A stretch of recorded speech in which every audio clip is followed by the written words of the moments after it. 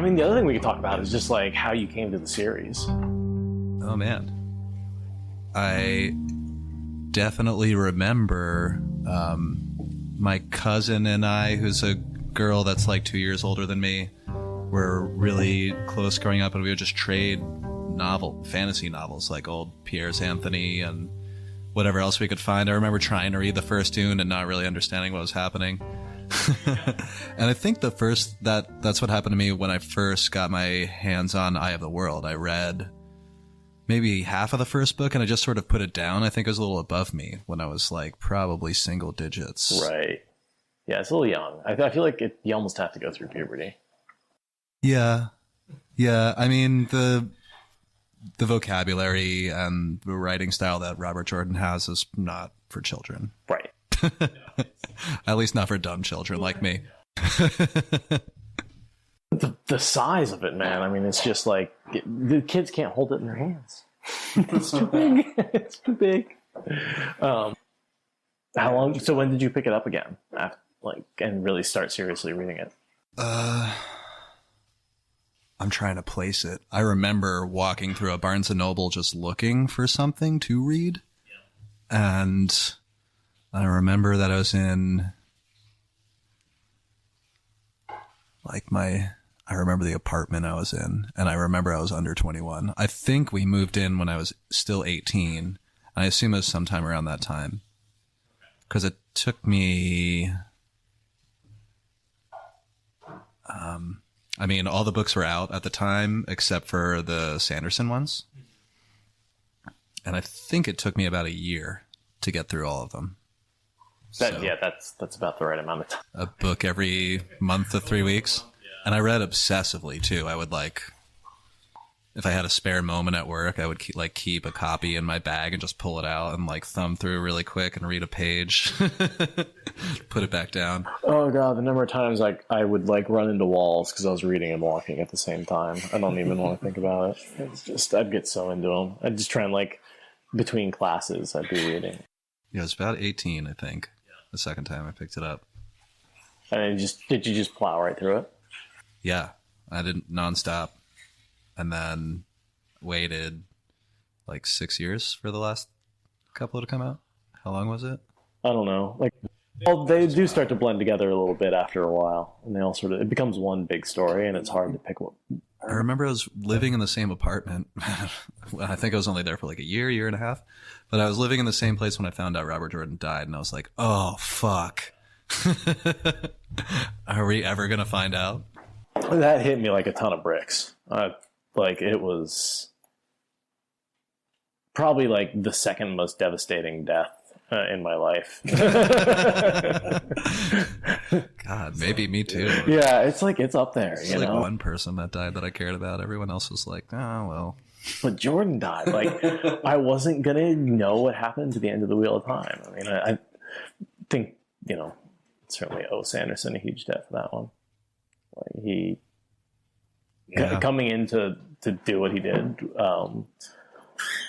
and just to accept the criticism, because there's no way you're not going to get criticized for taking on, no matter how good of a job you do, something of that size, and also I can't complain because it turned me on to a new author. I love Brandon Sanderson. His stuff is great. Well, I was really lucky. I was saying that right before we got on microphone, or a couple hours ago when we were just talking about this. I was I went into it expecting to be disappointed. Here's this author. I've never read any of his stuff before. Whatever. I'm just going to, I'm going for it. I don't know. Maybe by that time I had read some of his other stuff, but I was still expecting to be disappointed. Nobody's going to do it the same. It's not going to be as good, but I kind of want to say it's as good. It's not the same. Yeah. Nobody can write exactly the same, but he did such a great job. And yeah, I really remember being very impressed with just the first couple of paragraphs. I mean, I'm sure he worked his ass off on those first couple of paragraphs because he knew that guys like me are oh, well, this is going to suck, but I have to know what the ending is. The lightning and the clouds and the farmer and that whole scene. Anyway. The dark cloud skipping through the sky. We'll get to that someday. How soon did you do your first reread? Geez, I'm not sure. a couple of years. I think when I first moved to Portland was the first time I like really attempted of I did a re-listen. I did the books on tape. So that was I count it. 12, and I guess I've probably read them in like 07 or 06. I don't know. Well, yeah, around 06. Yeah, I came to them. Gosh, I don't even know how old I was. I must have been 7th grade, 8th grade, something like that. How old does that put you? 13-ish? Yeah. 14. I think it's pretty much as young as you could possibly be and really get into them. I don't think there's really any way to... I almost wish I had might have kept me out of some trouble. Well, trust me, there was nothing else. I mean, if I wanted to read these books in my teenage years, I wasn't getting a lot else done. That was it was me with my nose in my book pretty much the entire time. But yeah, so I got to them when I was about 13 or 14. That was probably right after Lord of Chaos came out. Man, the anticipation, because I feel like I really only had to experience that once. Like I found the first book and then I was able to go all the way through. So I basically read the first 7 in a row, because the first 6 were out when I started reading them, and then the 7th came out right as I finished. So I got to read the first 7, and then I waited for Winter's Heart for a year. And of course, I loved the books. They were pretty incredible. Perrin by far was my favorite character when I was a kid. I wanted to talk to wolves. I wanted to have golden eyes. I wanted to have his beard like his, which I pretty much do. So, that's definitely part of why I started growing a beard when I was 18. Yeah, you could be a good parent. Yeah, that's what I'm talking about. Like, definitely was my favorite character at that time. Not so much anymore. But, he's still, gosh. I think Matt's always been my favorite. I just like how wild he is. And sometimes unpredictable or predictably unpredictable. You'd make a good Matt. I think, if we ever cosplay, we just need to find like a Rand. Which, I don't know, I thought you'd make a good Rand too, because you got the red hair. If I had some height. Yeah, well, it's always, you can never be perfect. And so, totally into the books. And again, Perrin didn't suck quite as much, because at the time he'd like barely even met Fael. And then every time another book came out, I'd reread the series. And at 6, 7, I was expecting a 9-book series, right? Like, I thought he was a couple of books away. And then he started bringing the damn Forsaken back, right? The first time I realized that he was reincarnating Forsaken, I was like, this series is never going to end. He's going to die before he finishes it. I was right. At least he finished the notes. Right. Oh, thank God. And thank the creator, I guess. And then the internet happened, and I got really into the Wheel of Time FAQ. And every time the book came out, I was deep into, or Who Killed Asmodean, and just all the other just ridiculous theories that were going on at the time, and like that, I think is really where my theories came out, because I was trying to predict all this stuff. And once you can start to look at stuff online, when I did the listen through, when I first moved out here, I spent a lot of time actually playing Diablo 2, like the old. Oh yeah, one of my favorite games of all time. I pirated that because I didn't have any friends or really want to go out. I was in a weird place. Story for another time, but didn't really want to leave my apartment, so I would just like go to work and go home, like kick on Diablo 2 and Wheel of Time audiobook. And if I had a question, like, I'd be listening and sitting and playing passively and listening. And if I had a question, like, wait a minute, who's this character? I could just flip to Firefox and to like Google, like, who's this person? And then I started to, it gives you a much broader view. Cause when I first read it, there wasn't really, we had the internet, but it wasn't, I don't feel like there were the same resources were there, or at least I never thought to use them, I guess. Yeah, the Wheel of Time FAQ, I think, was a very small niche website. And if you found it, that was amazing. But I don't think it was easy to find in the beginning, Yeah. I honestly don't remember looking. I probably would have just assumed that there was no such thing. It was such a unique thing at the time. I don't think fan sites and theory sites weren't really a thing at the time. You didn't have these like epic TV series that you could theorize about, you know. No, there weren't really things like that. Yeah, it was especially not a lot. I mean, there were definitely some. That was probably the beginning. Yeah. 2005 was when I feel like the internet was really going. Laptops were starting to become like, okay, a lot of people have these things now. Wi-Fi, I think, really made it a popular thing. Yeah. All that kind of stuff. When I took college classes, there was like a couple of rich kids would have a laptop, but not everyone. You're not most people even. Oh yeah, nobody. I had a desktop. Everyone had a desktop. You had a computer in your room, and that's, that was it. No one got laptops. They were these big bricks. Was it? Yeah, and I guess I really got into the audiobooks, and just listened to them like repeatedly. I basically looped them over and over again. Same thing when I came out to Portland, I got into the audiobooks and during my move, and didn't have a lot of friends, and I just have the books on repeat. And my dog is humping you. Okay, Timber. Go.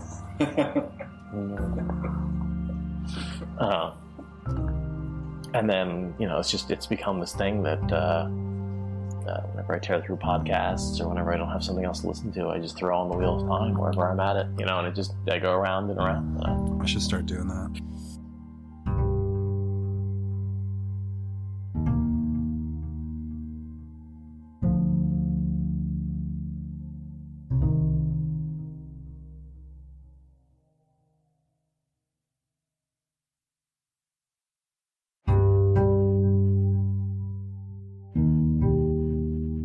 This is The Wheel of Time. The Wheel of Time. The Wheel of Time is the Wheel of Time Spoilers podcast.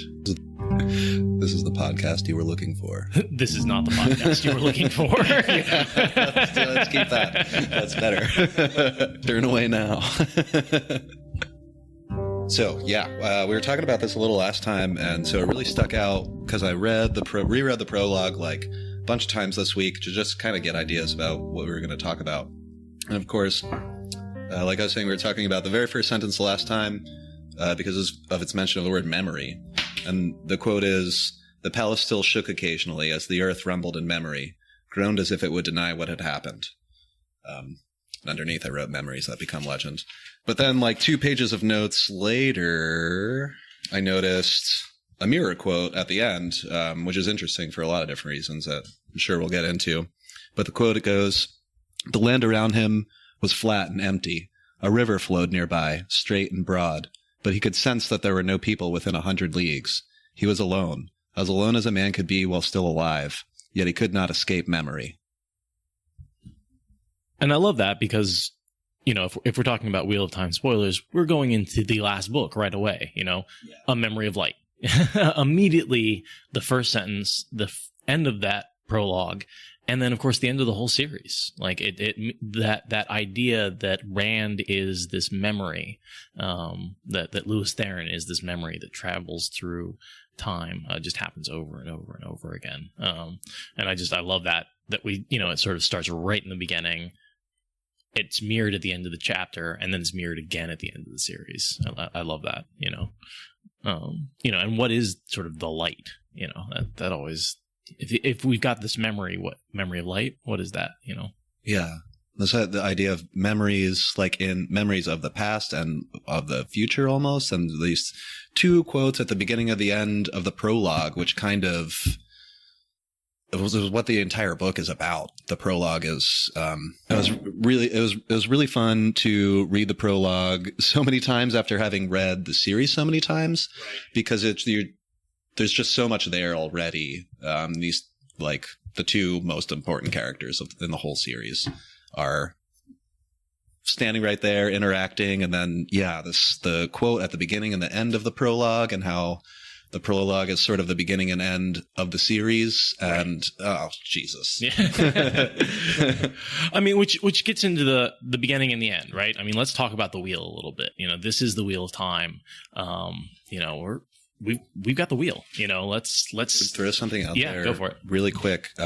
Because you mentioned the beginning and the end. I in the notes I started taking, I note what symbol is in the chapter heading because it always reflects what's in the rest of the chapter. And the prologue is the snake in the wheel. Right. Yeah. It's all about just like this happens over and over and over again. You know, I really love that symbolism, right? Like, and the legends that become myth, you know. I mean, we'll talk about the intro in the next chapter, but I think the intro says an awful lot about the story and what it is that Robert Jordan is trying to do with the series, you know. That's really nicely laid out. I do like in that first sentence, it talks about how the earth rumbled in memory because we get such a link between Rand and the land. Another thing I noticed in this last read through is that when LTT destroys himself and the earth is, well, all this bedrock is vaporized and it's this crazy like jet of lava, but with the all this lava shoots out of the earth and this wind from the four corners. He mentions from north and south, from east and west, the wind howled in, snapping trees like twigs, shrieking and blowing as if to aid the growing of the mountain ever skyward, ever skyward. Yeah, and I always thought that was sort of not only a good metaphor for like the winds coming together, but also, I mean, how does that mountain get so tall, right? It's got this incredible jet of lava, and he's created this vortex of winds that are actually pushing the lava upwards into a spire. And we can also kind of presume that because LTT is linked to, or the dragon is linked to the land, that there's maybe an extra magical forces working there. Possibly, yeah. I mean, certainly he affects the land and destroying himself. Right. Right. Yeah. He's wounding himself. He's wounding the land. Mm-hmm. Right. That's a gigantic light that connects him to the sky. You know, he's the Fisher King thing. Right. Sure. The wound in the side, in a way, you know. Yeah, he's not injured in any way. Well, except like his mind, but right. Not physically injured. Right. So we sort of skip to the end of the prologue. There's a lot that happens in between the beginning and the end, but they were sort of linked together with that memory. Yeah. I wonder how much that could do with the breaking, and not just 100 or thousands of insane male Aes Sedai tearing the world apart, but just the dragon destroying himself. Oh, yeah. I don't think there's any doubt that the breaking is linked. The destruction of the land, the destruction of the dragon are linked, you know, and they both occur as a result of the sealing. That backlash. Mm-hmm. Taints Rand, it destroys, it taints the dragon, and it causes the breaking. You know, I think those two are definitely linked together. There's no doubt, you know, time and time again, the land is so much linked to Rand and his mood and to LTT, Lewis Theron, you know. I mean, it's incredible how much those two are tied together. And, you know, in a lot of ways, I think, and I'll definitely want to talk about this later, but how the seasons and how they change with the Bowl of the Winds and how that's tied to how Rand's doing in his battle against the Dark One. And how, you know, turning to ice versus turning, you know, he's got this hot heat in the beginning and this passion. And then when it breaks and we end up at Winter's Heart, he's this cold, hard, you know. Yeah, you know, it's incredibly closely linked to see him. And that's, the Fisher King. Definitely. Did a little reading on that. Not too much. I like the mythology stuff, but it's always kind of loosely tied in, like not, like it doesn't tell you too much. It just gives you a little bit of insight, you know? A lot of our legends are based on a turning of the wheel that happened, where... And the legends passed down from that turning of the wheel are basically Rand, Mat, and Perrin and the adventures become our legends. And so in a way, Robert Jordan here is saying, hey, you know, this happens every time, and this is sort of the source of our legends and the source of our prophecies. I like that a lot. Because I was reading about the Fisher King theories, where like there's really clear ties there in a lot of different ways. But one thing I never had really looked into was the dragon title and what is even Sure. Like other than the tattoos. And I didn't find too much information on it, but the little bit that I did find was that in Chinese tradition, dragons their scales are made like alternatively and out of yin and then one out of yang. Oh, okay. And it's supposed to represent a force of destruction and preservation at the same time. Sure. And so as soon as I saw that, I was like, oh, well, right. Well, yeah, and I think the of dragon. I think of that force of preservation as being the one power. Kind of destroying the world and saving the world. Right. Or destroying the world to save the world, I guess. So we've hit this on some pretty deep levels already. I sort of want to go back to the basics. I want to sort of talk about the actual events that are taking place in the prologue. Because for someone who may be coming back to the series for the first time, you read through it once, you kind of remember the scene, but you're not really sure, wait, who are these people again? And what's going on and what kind of powers are being used? I sort of really want to go into just not just the metaphorical level, but also the sort of what's physically happening here, as we enter with these two people in this broken palace. There's a lot happening between them that we don't understand yet, and that we will. Really shortly after him and the 100 tried to seal the bore. So I want to get like how did that happen? How is he wandering around this broken palace, absolutely mad? Get to see too much of it, really, ever, compared to lots of other storylines. But we know some pretty key things. I think one is that throughout most of the series, at least during my first read, it really seems like a sort of paradise where not just the one power is a driving force in creating opportunities for people doing things like growing food and eliminating hunger and disease and pollution.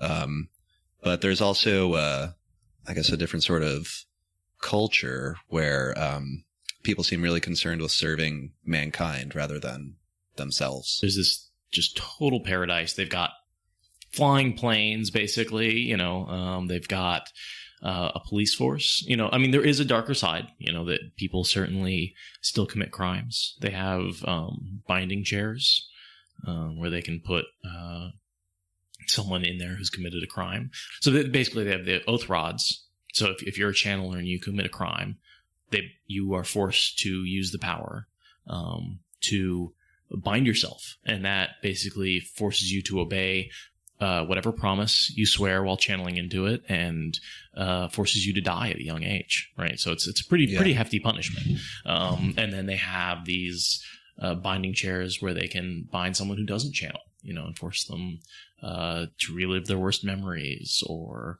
possibly recall a crime to a committee. And the people who can channel are called the Aes Sedai. They're led by the Tamerlane. They're served by a people called the Aiel, who are pacifist folk. They don't fight. They're well known for being best servants, and it's an offense to bump into one even and cause him pain. So paradise, but there certainly is a bit of a darker side to it, I think. It's not perfect for everybody, right? Like it's almost too squeaky clean. In one of Lews Theron's memories we see later in the book, I don't have this on hand, but he mentions that there may have been, or kind of alludes to the fact that there may have been some class tension also during the Age of Legends. Sure. I can't remember all of it, but I definitely remember getting the sense that he's kind of saying that that they're the world may have broken apart anyway at some point. Well, I think you all have a very large population of channelers and then a larger population of non-channelers. And you're always going to have someone who can channel as being privileged. They have servants. They're well regarded, but it's not that hard to abuse power. Right. I mean, they can also fly and right. Travel at will to anywhere. Right. Definitely privileged. Definitely privileged, right? So the population was much higher. Essentially, imagine a modern day society with less crime and more magic. So, right. And it looks like a some kind of one world government. Sure, at least on this continent. Right. Yeah, it's I don't think they go really beyond the continent. Although, you know, we don't know what the continent looks like at this point, right? That's true. Because this is pre-breaking. And apparently everything changes. And so as part of this, you know, wonderful society, you have research. You have people looking for new sources of power, right? The one power is a wonderful source of power, but it is split, right? Yeah. And it's only available to people who are privileged with the correct genetics. Right. So like, I forget, like 2 or 3% of the population gets this special gift.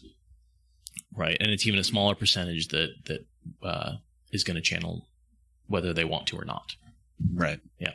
And then everyone else can be trained. But that means, you know, when you don't really have people seeking you out and training you, you end up with a much smaller population of channelers because the potential channelers don't. A group of gifted academics and researchers somehow find out about this or this other source of power that's behind this thin veil. They find this spot where there's a bit of a thinness, and they create a floating globe, and it's led by, you know, our favorite gal. Essentially in charge of the Death Star. Right, yeah. No, I don't know if that's true. No, or how that big actually it was is supposed to be, but that makes it's a big floating globe. It looks an awful lot like a Death Star. I wouldn't knock it, certainly. And of course, that's Lanfear, right? Mm-hmm. And at this point, she's just a researcher, and she punctures through. And what she punctures through is the prison of the Dark One. Like main co-researcher's name is I forget exactly, but something like Bitamon or Betamin. And there's a lot of debate basically in the fan community about who that might be, or if that person is anyone, or if he's just like some poor first-year grad student. This exploded in my face. You know, I imagine an exchange went down something like turn or die, and he was the first one to get the choice, and he said, hell no, and that was the end of him. And then it came to Lanfear, and it was turn or die, and she's like, well, I don't want to go his fate. Did she go right away? Yep. I thought, I don't know. I'm fairly certain that a lot of them took time to transition, but she was just caught in the backlash. I know Ishmael was supposed to be one of the very first. Yes. Well, because he immediately saw the futility in fighting the Dark One. His dark philosopher's mind. Yes, his dark philosopher's mind, which is also one of my favorite quotes from this beginning, where he talks to Rand and says, "This war has not lasted 10 years, but since the beginning of time, you and I have fought 1,000 battles with the turning of the wheel, 1,000 times 1,000, and we will fight until time dies and the shadow is triumphant." And this is Ishmael's. Thanks. Seriously. You know, and I love this quote because it shows his philosophy right from the beginning, that every battle is a new battle, and the Dark One only has to win once. And then that he's really sort of obsessed with the futility, or sort of kind of sunk into this dark circle of thoughts, I think, because he doesn't seem to be a crazy person. He doesn't seem to be evil, even, really. He just seems convinced that this is the only possible outcome. Yeah, and in some ways he's given up, right? He believes everything is futile. There's nothing that we can do that's not that's going to advance the human race. We might as well give up, let ourselves go, and get this over with. He, in some ways, he's the ultimate suicidal character. Yeah. All he wants is to die. Forever and ever.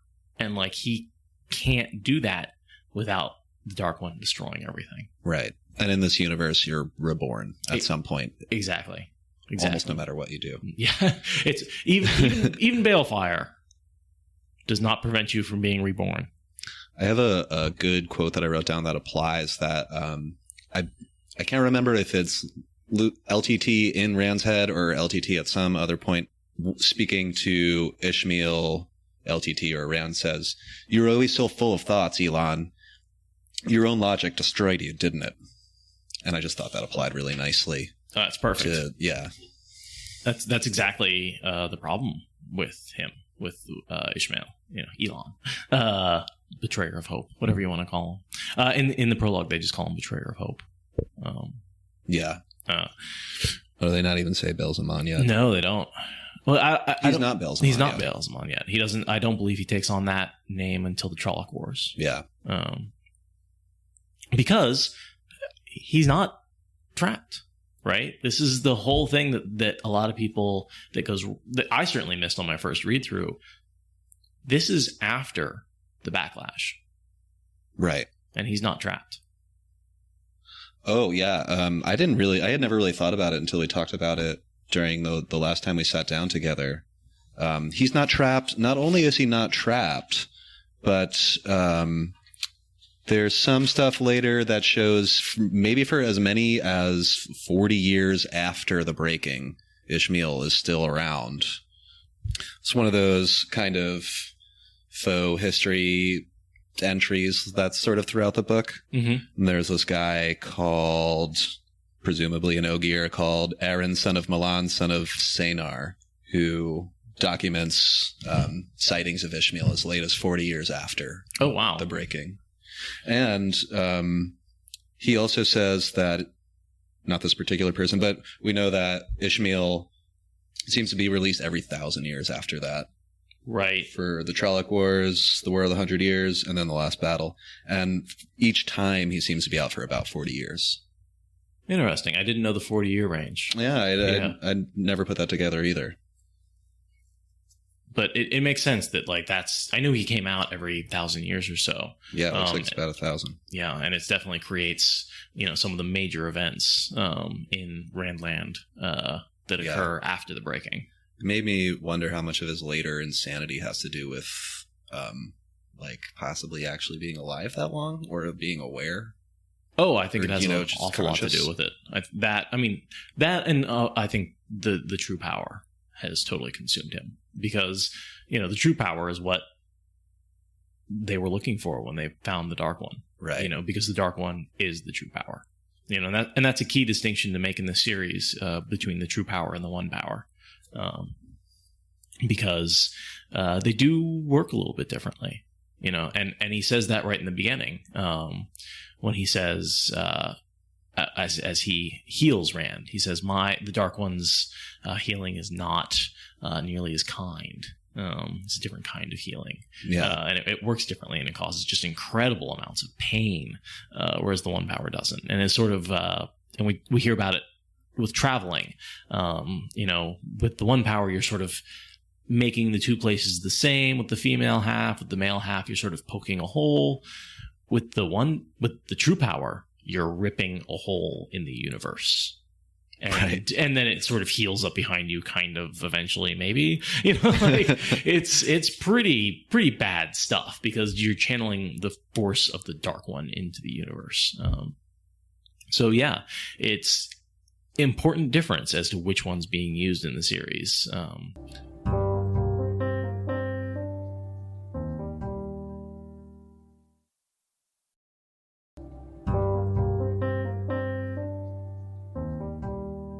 I also had never seen this before. It came up in my reading that not just the saw that go across your eyes, but also the fire in place of eyes and mouth could some people think is also a symptom of using the true power. Oh, absolutely. Overusing. I think the saw are the first symptom, and then that it basically, as the centuries wore on, they became more and more pronounced until the eyes and mouth just burned, right? They say over and over again, there's a cost. Oh man. Definitely. But they say there's a cost to using the one power, and a lot of the Forsaken aren't willing to pay that. It's addicting. It's incredibly addicting. Or the true power. The true power, yes. Oh gosh, it's so hard to keep those two straight. I still mess it up. I know. And what we see with Ishmael is that cost, because we see him as a relatively normal man in the prologue, and then when he comes back 3,000 years later. Yeah, in the prologue he seems sane, perfectly sane, really. Totally sane. I mean, evil, but sane. Yeah. And that's where we see, he extended his hands and the light dimmed as if a shadow had been laid across the sun. That's him using that true power to heal. Yeah. Also when he travels in the beginning, or when he travels to where Lews Therin is. And I also wonder about that healing, because I do think, it may be something that only really happens in the eye of the world, but Moraine talks about once you've healed someone, that forms a link between you, and at this point, Ishmael heals LTT. Oh man, it might be interesting to talk about that with Nynaeve later. Oh, absolutely. Think of how many people she heals. Yeah. But there is that scene in the beginning when she comes right to their inn, and Moraine says, "You knew where she was because you healed her." Which one was it? Did you heal Perrin or did you heal Egwene? And she's like, "Oh, I healed Egwene with the breakback fever." Yeah. Yeah. Now, I forgot all about that. That's not really ever mentioned again, so that might be just something that was in the eye of the world and then sort of faded to the background. There are a few of those things. Yeah, it's not really used as a plot device that I can think of. When we were talking about this a little last time, you were talking about where Ishmael heals LTT in this scene. Yes. And wondering if that's the beginning of the link. Yeah, that's exactly what I was talking about, is this healing is, beginning of the link between the two. It may also be one of the ways that he's able to find him. Yeah. If he can sense his soul, and certainly how he's able to come to him in his dreams in the rest of the book. Yeah, he's one of the few talented male dreamwalkers ever, apparently. Right, Ishmael is, absolutely. Yeah. And so that, combined with possibly a link from healing his soul, could explain partially how he's able to find him in his dreams. That's cool. I hadn't thought about that before. Yeah. Yeah. That's why I want to talk about this kind of stuff. So now we're about 2 pages in. Lanfear and her assistant, who we're not sure exactly who that is, or if they appear in this later series. Drill this bore. Dio comes out and he's like, "World is mine now." And this crazy war breaks out. How many details do we know in there? The first few Aes Sedai to swear to the Dark One are Lanfear, Ishmael. Yeah, there's a lot of details about exactly what happens, just in terms of the order, and some of that's reconstructed. I don't think we really need to go into too many details. I don't know that we actually see any conversation. No, that we definitely don't. But I do want to talk about sort of the timeline, because here he mentions 10 years, because he says, 10 years about the wars. 10, you defeated me at the gates of Paradison, says Ishmael. Right. And then Theron responds, 10 years, your foul master has racked this world. And so we get that 10 years figure, and that's certainly a period of time where the war has been going on, but the Dark One had broken out quite a bit before the war started. Right. I'm not sure exactly how long, but I think it was actually a couple of years before battles started happening. Absolutely. Yeah, there was a slow transition, right? So there was this disaster, but no one really realized anything bad was happening right away. But evil sort of crept into men's hearts. People started fighting more. They learned to use swords. They took this game that they called Swords, which was just like fighting with 2 sticks, right, and scoring points, more like fencing is today. And they turned it into a deadly game, and really that was Lews Therin and Ishmael. Oh. Like he says, remember when we took that? And so, was it him or was it Bilal? No. I want to say it was Ishmael, because Ishmael is always kind of thought of as LTT's equal, right? Essentially, in many ways, like academically and as far as raw talent and power in the power. Yeah, they certainly seem like mirror images. And I think we can also confirm that they get spat into the pattern at the same time every time. Oh, well, no. Not necessarily. For the battles, I guess. There's certainly a dark champion and a light champion. We're not absolutely sure that they are. They always show up at the same time. They show up at the same time, or that they're Lewis Theron and and Elon. Right? It's possible that actually gets the crown is bestowed on different people in different turnings. Oh, interesting. Yeah, I always thought of it as it's always Lewis Theron and Elon. I think there's some mythology around the fact that there's a female dragon, and every other turning, it's a female dragon rather than a male dragon. I like that. Yeah. So it would make more sense as far as like the themes of balance and mirror images of things, right? Yin and yang throughout the whole series. Which, by the way, is a theory for the woman at the end. I like that. That's the female dragon. I'm just kind of thinking as we're saying this that in this age, women are definitely the sort of powerful force on the planet. They kind of basically run the show. Not in the Age of Legends. No. I mean in Rand's time, the Third Age. Third Age. Sorry, there's a male dragon and like the female run White Tower, for instance. Right. Many nations have female rulers. So we're talking about this sort of slow return of evil to the world as the Boar basically began to expand and get bigger and bigger, because it started out as just a tiny little hole. And as it grew, so too did the power of the Dark One, and his influence grew. Gotcha. And so at some point, there clearly became sides, a dark side and a light side. Right. Especially as powerful people start to turn, swear fealty. But there was plenty of opportunity to be traitors, and, a lot of the Forsaken did some pretty awful things while they still pretended to be on the side of the good before turning to the side of evil. And so eventually war broke out. And frankly, the light side was not doing too hot. They're getting their asses for the first quite a while, I think. Yeah. Oh, yeah. And really, pretty much the whole time, light side was not doing so hot. They were pretty overwhelmed with the power of the Dark One. And so what forms is this desperate plan, and there's two plans that form to either create the Choden Call, which are these incredibly powerful Terangrial, Sangreal pairs, right, and use that to fight the Dark One. But there's some belief that they're so powerful they would destroy the world simply by using them. And then there is another plan, which is Lewis Theron's, which is to go to the Boar itself in Shale Ghul and seal it up.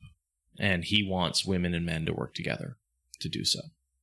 And basically the women say, no, it's too dangerous. There's too much of a risk of tearing it all the way open and releasing the Dark One. Right. We're not going to do that. And so they opposed him. And what you're left with is Rand and his most faithful companions saying, fuck it, we're doing it live, Yeah. Apparently 100 of them. Right. They're always called the 100 companions. They are called the 100 companions, yeah. And I think that's actually supposed to be 100 companions. I don't think the number was different. Well, sometimes in history, the 100 war, right, 2 years war is like 116 years or something. Right, close enough. Whatever. Those 16 years, they were just, it's okay. Round it. Round down to the closest 100 sounds better. Yeah. So they go up there and they catch all the Forsaken, 13 Forsaken, hanging out in the Boar, in a big secret meeting. Now, there are way more than 13 Forsaken. These are just the 13 most powerful Forsaken. Interesting. I never really thought of it. I mean, there certainly would have been tons of Dreadlords, and are there always 13? I guess throughout the series there are. But I think there's almost never 13 throughout the series. We start killing them off pretty quick. Oh, that's a good point too. They talk about the most powerful Forsaken, and I think that there were more. These are just the 13 most powerful ones. And they seal them away. And in that process, they use the male half of the one power, Sadine. And they form up a shield to seal the Dark One away. But to do so, they have to touch the Dark One. And he kicks back this just stinky, foul odor. Ugh, he lets one rip basically right into the power, and it forms this oil slick on top. And all 100 companions, including Lewis Theron, who were there, were caught in an immediate kickback and immediately went insane. Right. I feel like it's important to point out so that like all these men are making contact with the Dark One with Sight-In, which is why throughout the Third Age, Sight-In is tainted because it touches the Dark One, and Dark One, well, it's described as a counterstroke. Sure. Yeah. He's not doing it, accidentally. Gotcha. No, he's putting a little bit of his foulness into it. Yeah. Because he's still trapped, right? He can't, a little boar, his power can get out, but the Dark One himself is still trapped. And so when they reach in to seal the boar, he actually does get touched with the power. And, think about it. It's 100 people touching him at once. That's a lot of power. Yeah. Not linked, though. Right. You need a woman. Yeah. Men can't link together. So it was 100 individuals. I think of it as something like when the Ashaman formed the dome at Demise Wells. They link together all their power. And so I think it's something like that, where they're basically linking together the result rather than the power. But it's a bunch of different weaves woven together. I was just thinking we also get to see at the very end of the series, Rand uses Sight-In, and the True Power all at once. And I saw an explanation somewhere where essentially he's using the True Power as a shield so that only the True Power, he's using the True Power against the Dark One. Absolutely. As a shield. Right. While simultaneously creating this. And of course he's linked with powerful channelers and holding Kalimdor somewhere in there. I'd have to reread the scene again, but... Well, and I think the key to that, to understand, is that even if the women went with him, he still would have failed, but then women and both Sidine and Sidar would have been tainted. His Lewis Theron's plan would have failed no matter what he did. He could not have won. We would just have been totally fucked if the women helped. Right. So, you got to have some respect for the stubborn women not doing what they wanted him to do. He really messed up. That's, it's a foundation for the whole series. Pretty much what saves Lewis Theron in the end is I've never thought of it that broadly before, but what saves him is that the women wouldn't help him 3,000 years ago. Totally. Yeah. No, he needs to fail in order to succeed. Partially, yeah. He needs to get like a C- on this job in order for everything to work out. He needs to be a bit of a fuck up before he can, yeah. Well, and what we're talking about, of course, is the taint, and how that affects his memory. Right. So we started this episode talking about the memory, and the way that memory carries forward is through the corruption, right? Rand himself talks about this in the last book, how there's no way he needed the memories of Lewis Theron to win. Right. But without the taint, he would have never had access to them. He needed the taint to give him the memory of the failure so that he could see how to fix it. Exactly. So basically RJ wrote all this before, or he at least must have written the ending before he even wrote the friggin' prologue. Oh, I'm sure. I'm sure the last scene was probably the first thing he wrote. Or, I'm sure he revised it a few times. Yeah. But I'm almost sure that he knew how it was going to end right in the beginning. He didn't know how he was going to get there, but he knew that last scene. So all of a sudden you have 100 channelers who are mad, and hundreds of thousands of other channelers who are going to go mad. Yeah. And one thing that was always interesting to me is this destruction that creates the Dragon Mount has to be one of the first events of the breaking. Yeah, presumably. We don't know the exact timeline between the last, or maybe I shouldn't say last act of the 100 Companions, but the last sane act of the 100 Companions and Lewis Theron arriving at home. This is presumably his home, this palace. I don't know. Right. Well, it's his home, his family, and his servants, and his. Yeah. But I assume they go insane immediately. I also assume that, yeah. So Lews Therin travels home. We don't know what happens, but he murders his entire family. My assumption is that this all takes place later on in the same day. After the sealing. I'm nodding. Yeah.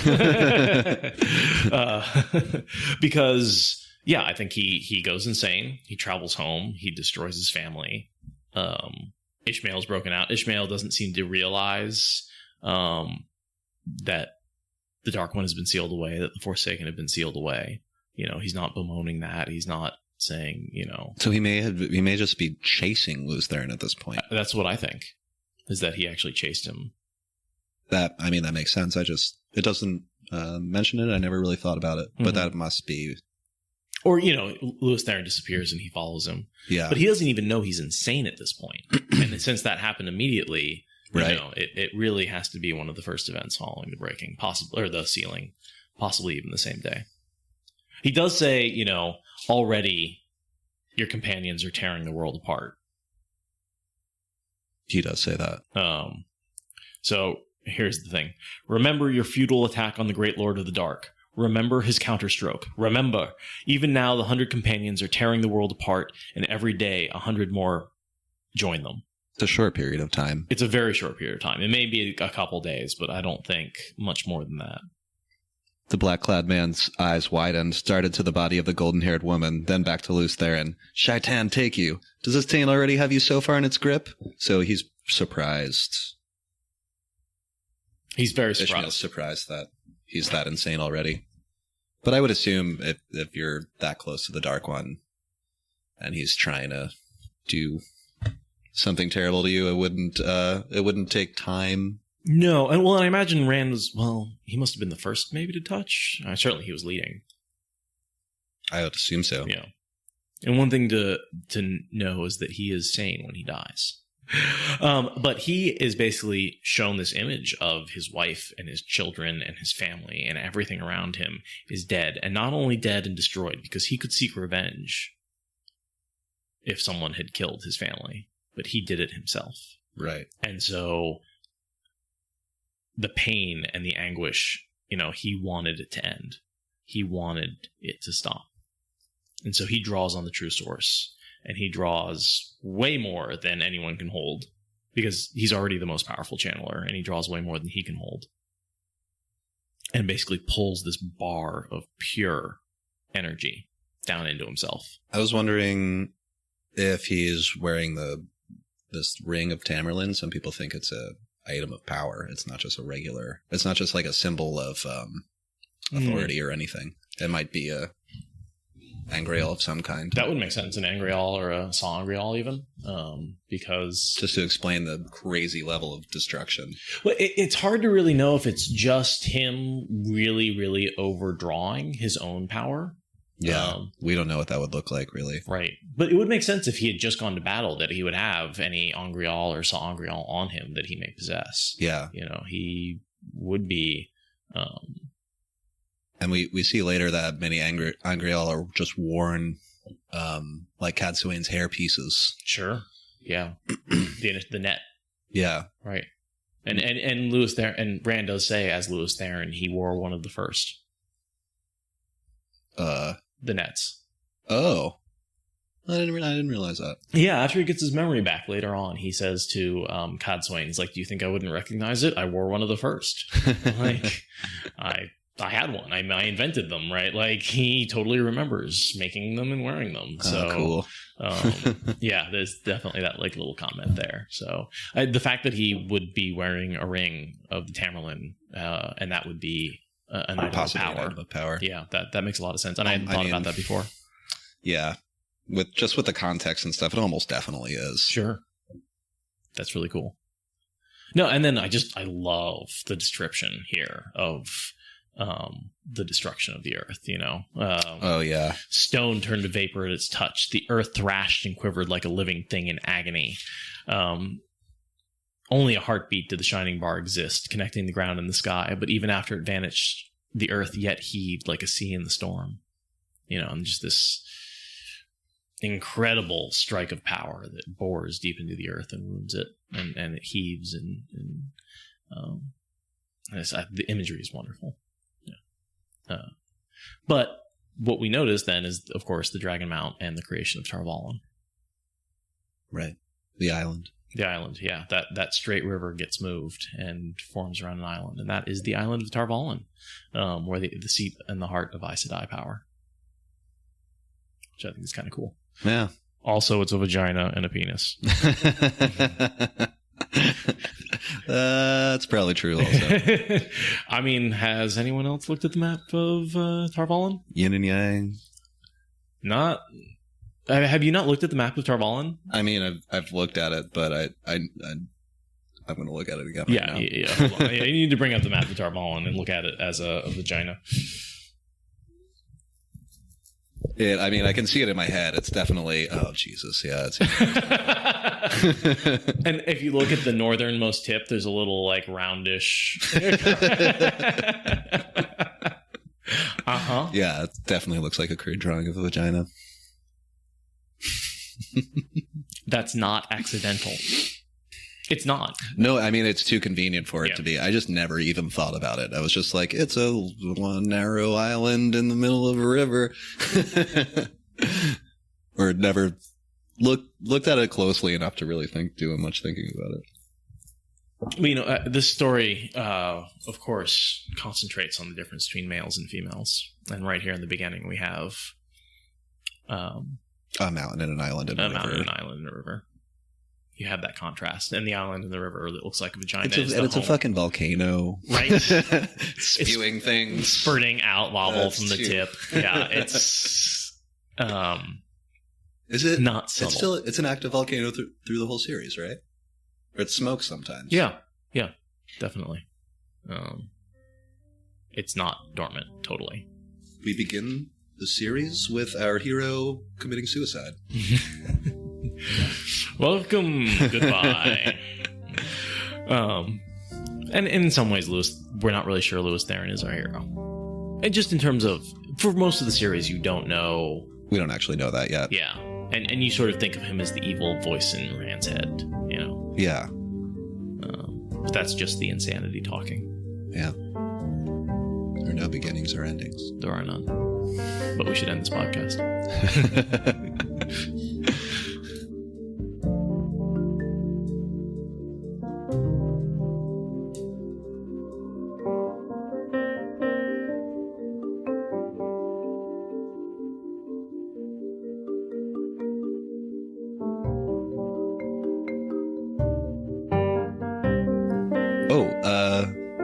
I was thinking about that recently because my local bar, this place, The Hideaway, that's right next to Jam Cafe. So that's like 4 blocks from where I live. So I end up in there quite a bit. I think they have like Whiskey Wednesday or something, and they sell just the local whiskeys. So I guess like Oregon, Washington whiskeys are all discounted. I forget exactly how much. So I went through trying them all because Bullet isn't one of those discounted whiskeys. So it's like, well, let me get the $4 whiskey, not the $7, you know? And they were all crap, basically. Long story short. I thought the Burnside bourbon was the best out of all of them, but not as good as Bullet. And this is better than Bullet. Yeah. I mean, it has to do with how they make it, right? Because they make it off the pot still. And then they dilute that down with just raw vodka. I feel like you can taste that rubbing alcohol taste in most of them. Have you ever seen single origin whiskey? Yeah, I've seen it. I know I've had some, like, what do they call it? Single barrel. Yeah. Do you know what that means? It means it's not blended. Yeah. So each barrel is unique, basically. Right. But they still dilute it. Dilute it? With the garbage alcohol? Uh-huh. Bummer. A single origin, you just got one still, which means you get better sort of unique flavor. When they blend it, it all sort of evens out into sort of a boring... That's how you get like Bullet, right? You blend whiskey together until it tastes like Bullet. So it's the same whiskey every time. Exactly. Basically. But it's still diluted. Versus a single origin, you're going to have... I don't know why I say single origin. It's because Jessica, the coffee, is single origin. Oh. So single... What is it? What is it on the barrels? Because there's blended, and then what's the opposite of blended on the whiskey? They call them single barrel. Single usually. barrel. Okay. Or single malt. Single malt. That's what it's called. Single malt versus blended. Single malt. Yeah. So are we done with the whiskey? Yeah. Yeah. Take one more. Yeah. If that's okay. Let's do one more and then start talking about the book. Okay.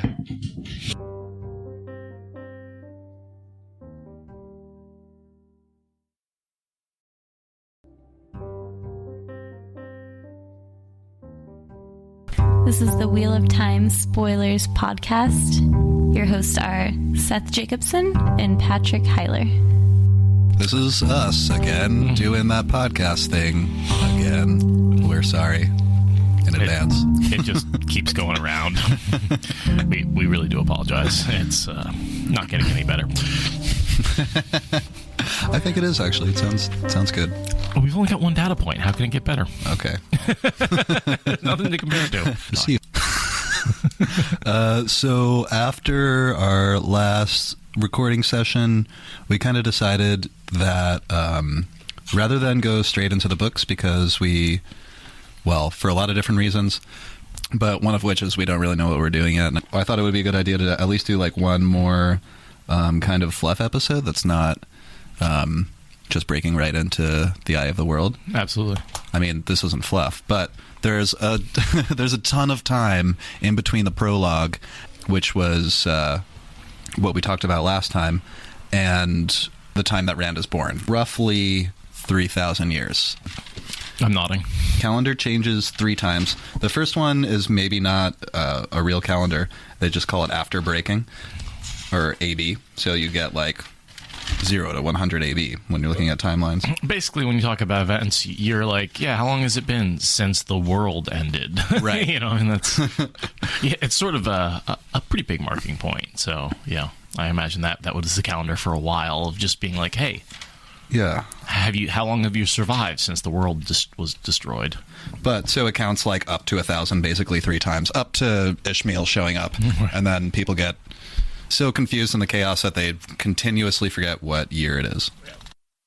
I think it's wonderful that we can tell Ishmael's appearances by the fact that the calendar resets. Yeah, people stop knowing what he day destroys it is. Civilization enough that, oh yeah, we need a new calendar because that was the end of that civilization. He does a pretty good job each time he shows up, which, like we said last time, is every 1,000 years.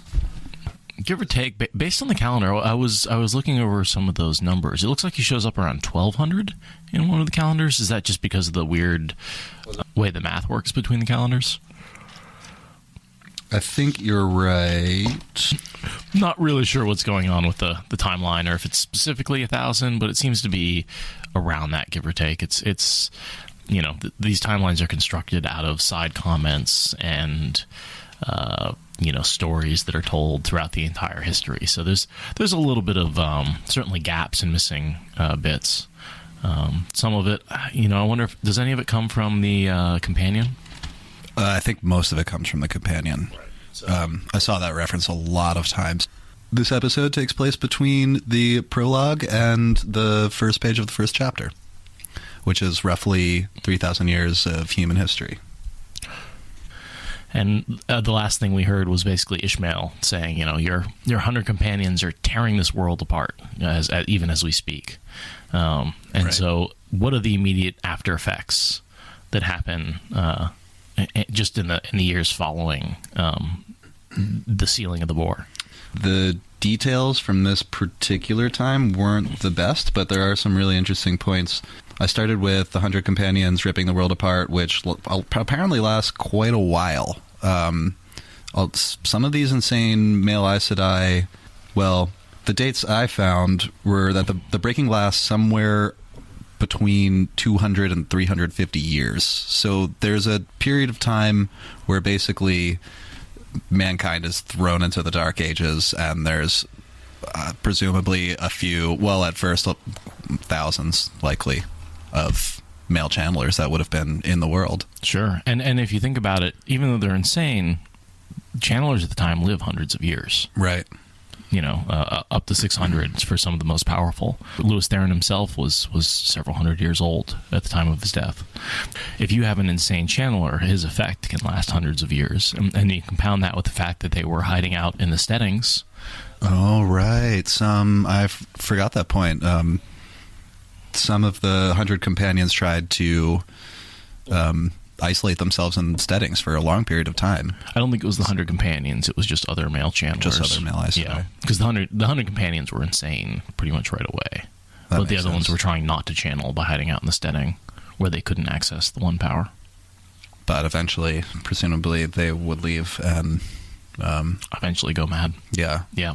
And there's definitely conflicting theories on that as to whether that helped or hindered Or drew it out. I I remember reading that somewhere. Yeah. Moraine's talking to Loyal about the breaking, and she reassures him that she is one of the few who believes that, or not one of the few, but one of the ones who believes that the breaking would have been much worse if the men had all gone insane at the same time, and they would have basically destroyed the world to the point where nothing could live on it. Yeah. And so she thinks that even though it was prolonged, you're stretching that effect out over a longer period of time and preventing just the absolute destruction of everything. Yeah. And there was a period of time, I don't know if I took note of this, but now that we're talking about this, there was a period of time where the Ogier were lost and they didn't know, it took them time to find the steading again. That's a good point. That was definitely a thing. Yeah, that was definitely a thing. 'Cause they didn't used to be bound to it and something happened there. Well, now, but if you think about it, before the breaking fully took form, they knew where the steadings were. They lived in the steadings. Right. So it wasn't, think about it this way. They let a bunch of men stay in their steadings.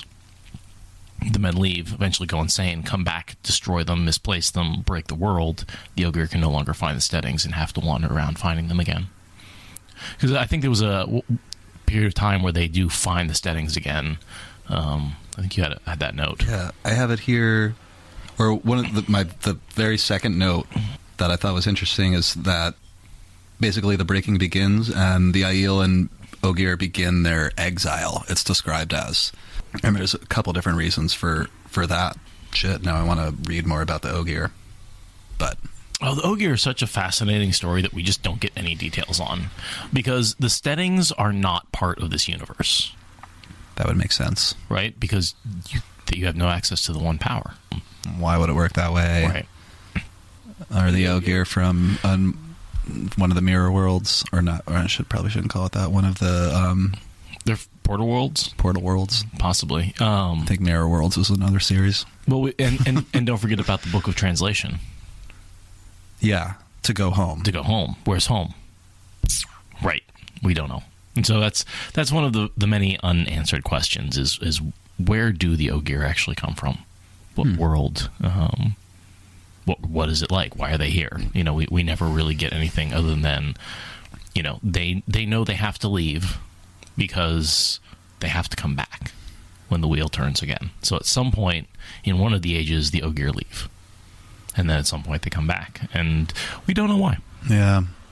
I'll get more into this part later, but that makes me wonder if Hawkwing sent the armies across the Aerith Ocean, if he sent Ogier with them, or if they were already there. Oh, I have no idea. No, I don't think there's that. I don't remember any mentions of that. Right. But there were people there. Certainly. We can get more into that later, because that's an actual part that will happen in like an hour.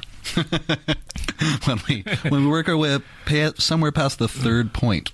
I love the fact that we have a whole episode We can cut a bunch of this. No, this is all going in. This is great. This is gold. I love the fact that we're doing a whole episode on the blank page between two chapters. Yeah. Well, yeah.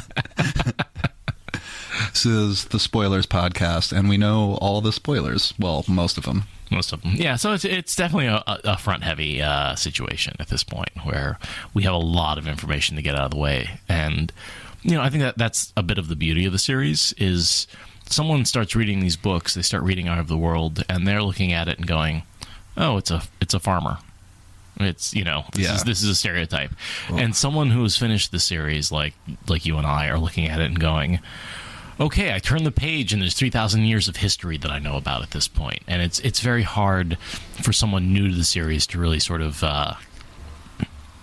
understand just how much history there is in every single page, which is that's so good. Partially why I want to do this podcast, because I think the appreciation for the blank page between, the prologue and the I first forgot episode. that Emmons Field was named that because it was named after the Battle of Amon's Field for the last stand of Manetheren, where The King Amon fell.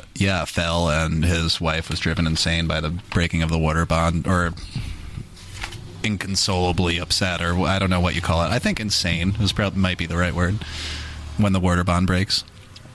Even Aes Sedai seem to, or sometimes lose it. Grief can definitely drive you insane. And I think the breaking of the water bond is grief turned up to 11. Yeah, so what an epic place to be born, really. Even though when you first visit in the very first chapter of the first book, it looks like back asswards of nowhere. Yeah, Virginia in 1540. It's real boring. Essentially, just wool and tobacco. So basically, my hometown in 1540 is what you're saying. Yep. Is he a Virginian? He's a Southerner, right? Yeah, he went to one of the military colleges. I can't remember which one. That's right. I think it was a prestigious one. Yeah. One of the big ones that I can't remember right now. Sorry, everyone who went there. I'm sure you're very angry right now. Yeah. It's a million fans yelling it at us. Right. There's definitely mythology about like a bunch of the streets in this neighborhood became like there's Ogier Street in his neighborhood, and that's where he got the name for Ogier. Yeah, totally. That's great. And so you can like walk around the streets and see like character names and stuff, or vaguely related to them anyway. Why not? Yeah. Probably thought no one would ever notice. Who knows? I mean, or you don't this care. Yeah, I mean, you look when you're coming up with 3 million names, you need to draw them from somewhere. Yeah. There's enough unique words in this book that, well, he draws from a lot of languages, and the fact that he draws from the street signs when he's walking around is not a huge surprise. I've noticed a couple of different methods that he clearly used to name things and places and people.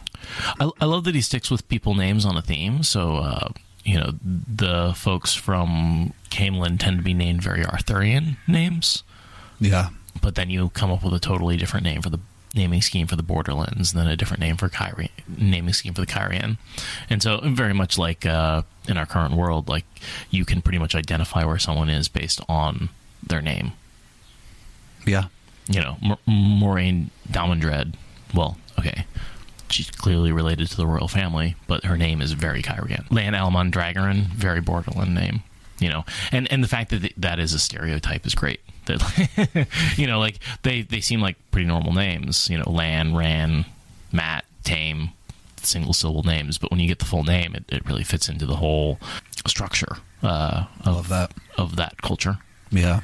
Listening to you say that made me think I saw someone speculate that Bonwyn, who's like the first Aes Sedai, or the first Amerlin Sea to be stilled, somebody was speculating that she was born in the Far Matting area, and you see that later with I think Cadsuane's surname has like the same suffix. Oh, sure. The IN, and you see it with other characters from right. He's really a great linguist as well, I think. We've had a breaking. We've had Ogier and Aiel sent wandering. So during this crazy first approximately 350 years, nobody actually knows. Nobody actually knows how long this went on for. Well, there's not a lot of surviving records. Yeah, because the human and Ogier races were brought nearly to extinction. And the end of the breaking is measured as technically ending when the last male Aes Sedai is gentled. Got to kind of wonder about that last male Aes Sedai. Like, well, wasn't it pretty much over when there was only like 3 left or so? I guess one could do a lot of damage, but still. Well, and there's a difference between officially and technically, Yeah. It may have officially been done when the last one was destroyed, but we see how much damage even a single false dragon can do in modern society. True. Just one male channeler wandering the countryside creating chaos is not insignificant. If you've got a world that's still cooling from the damage of a bunch of other ones, finding safe haven anywhere, growing some crops, just one guy can come along and do a lot of damage because there's no buffer. So this was likely a brutal time, ruled totally by conflict and madmen, extremely powerful madmen.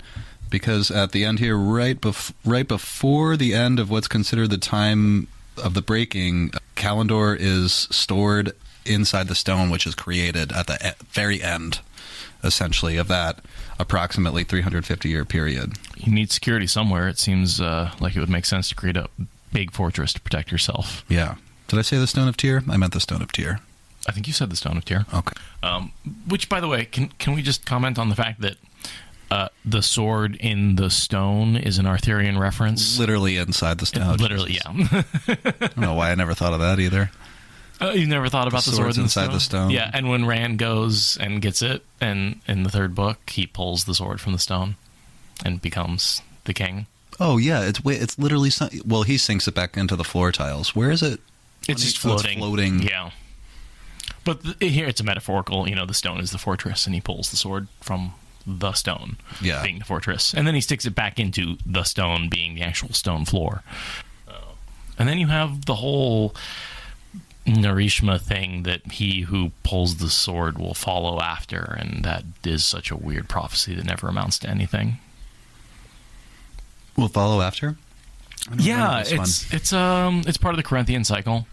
It's a line that we get at some point, and it says, basically, I honestly don't have it in front of me, but it's a really simple quote that for a long time, it's pretty early on in the books, and for a long time people were waiting to see, like, who's going to follow after? What does that mean? Who's going to pull the sword out of the stone and follow after? Like, is that a big deal? No, it's not a big deal. I mean, some guy went and got the sword and followed Rand and gave it to him. Like, it was a ridiculously minor prophecy.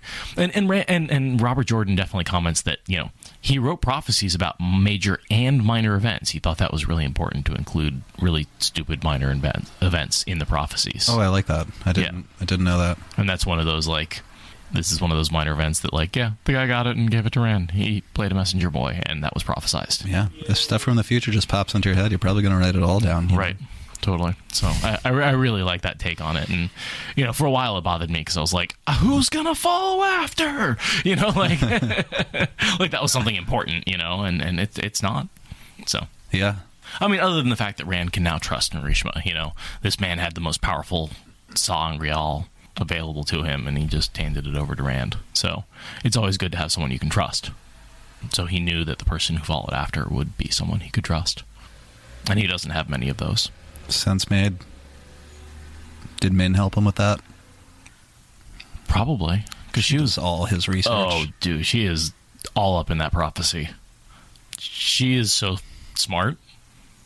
Again, if you trust her and listen to her, she says, oh, I'm dumb, I don't get it. And then she, decodes Herod Fell's notes, who's like this great scholar. And she does it without any real formal training. Yeah. And figures out things that no one else could figure out. And is basically... Of the three, I'd pick Min. She's a babe. Absolutely. Min, best personality for sure. Definitely. Like, by far. She's playful. She's fun. How long are you going to hang out with Avienda for? Or Elaine, for that matter. Yeah, but, if I was going camping or hunting, I don't want to have Avienda right by my side. Or into combat. Oh, yeah, totally. If into combat, yeah. Either of the other two. Yeah. And that ice cave was just a good time. Oh, yeah, the ice cave. What a way to lose your virginity. Yeah. Unlike Matt, who we don't really get to know when he loses virginity because he's just throwing it around left and right. Yeah, we have to assume that happens pretty quickly. Yeah. With some tavern maid or another. Yeah. Or possibly in Emmons Field. That's possible. I don't reference it really, but... No, nobody mentions it. And it certainly doesn't happen while he still has the dagger. I'm curious. It's got to be pretty He's quickly... not even, like, around a lot of women at that point. Yeah. But... maybe in Tarvalin after he, like, wins all that money the night that he can't lose. Yeah, well, he, like, never loses.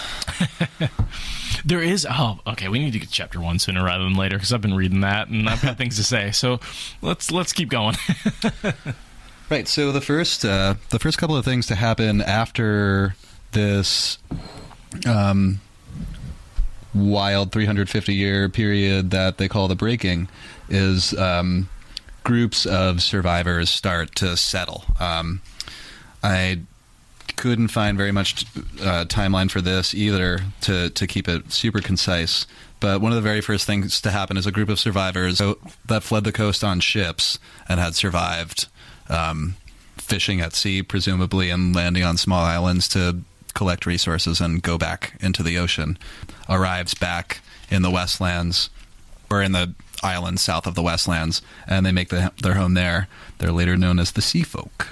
Yeah, the Sea Folk. That's why they're born on the ships, because they don't trust the land not to shift. Right. Because they're used to, the legends were formed during the breaking when they couldn't trust the land, and so they live their entire lives on their ships if they can. We see the Sea Folk as a homogenous people later in the book, like they're all a homogenous ethnic group. Oh, we see only a small minority. They appear to be like, Indian or something. But we can assume that this was groups of random survivors at first who just ended up being a roughly brown, coppery skinned people 3,000 years later. So I think of them as a much darker folk.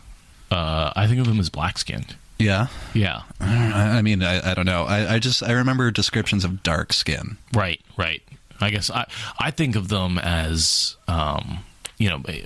going into the various skin color, like the Shan Shan is a mix of all sorts of different skin colors. They have light, dark. But they don't seem to be a homogenous ethnic group. No, not at all. There's the continent's way too big. Right. I remember at some point Rand describes seeing a soldier with a skin as black as coal, I think he says. And he's just like... And Tuon is obviously very black. And, yeah. How do I always forget. Yeah. But there's tons of not, that they're not the only ethnicity there, and despite the fact that they have an incredibly homogeneous culture, they have a very diverse ethnicity. Yeah.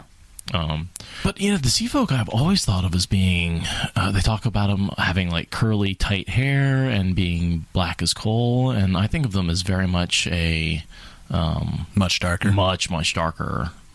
But I think that the sort of brown culture comes from we think of like a Persian sailors is sort of the culture the Sea Folk have. Yeah, that seems to be. And so I would think of them as more like the nose piercings, and it made me think more of like Southeast Asia. Right, and that seems to be their culture, but I think physically they appear closer to black Africans. Yeah. Which Jordan loves to do. He mixes people up, makes the Shan Shan sound like Texans. Yeah. Which I don't think they sound like Texans. They just have a slower way of speaking. I mean, it would make sense that they'd have even like a thicker dialect. I mean, 1,000 years is a long time to remain isolated. 3,000 years and everyone still speaks the same language? That seems highly unlikely. They just have like it sounds more like a regional dialect. Like they understand each other perfectly. Yeah, totally. Just not culturally. It would be really lame if you couldn't have conversations without translators.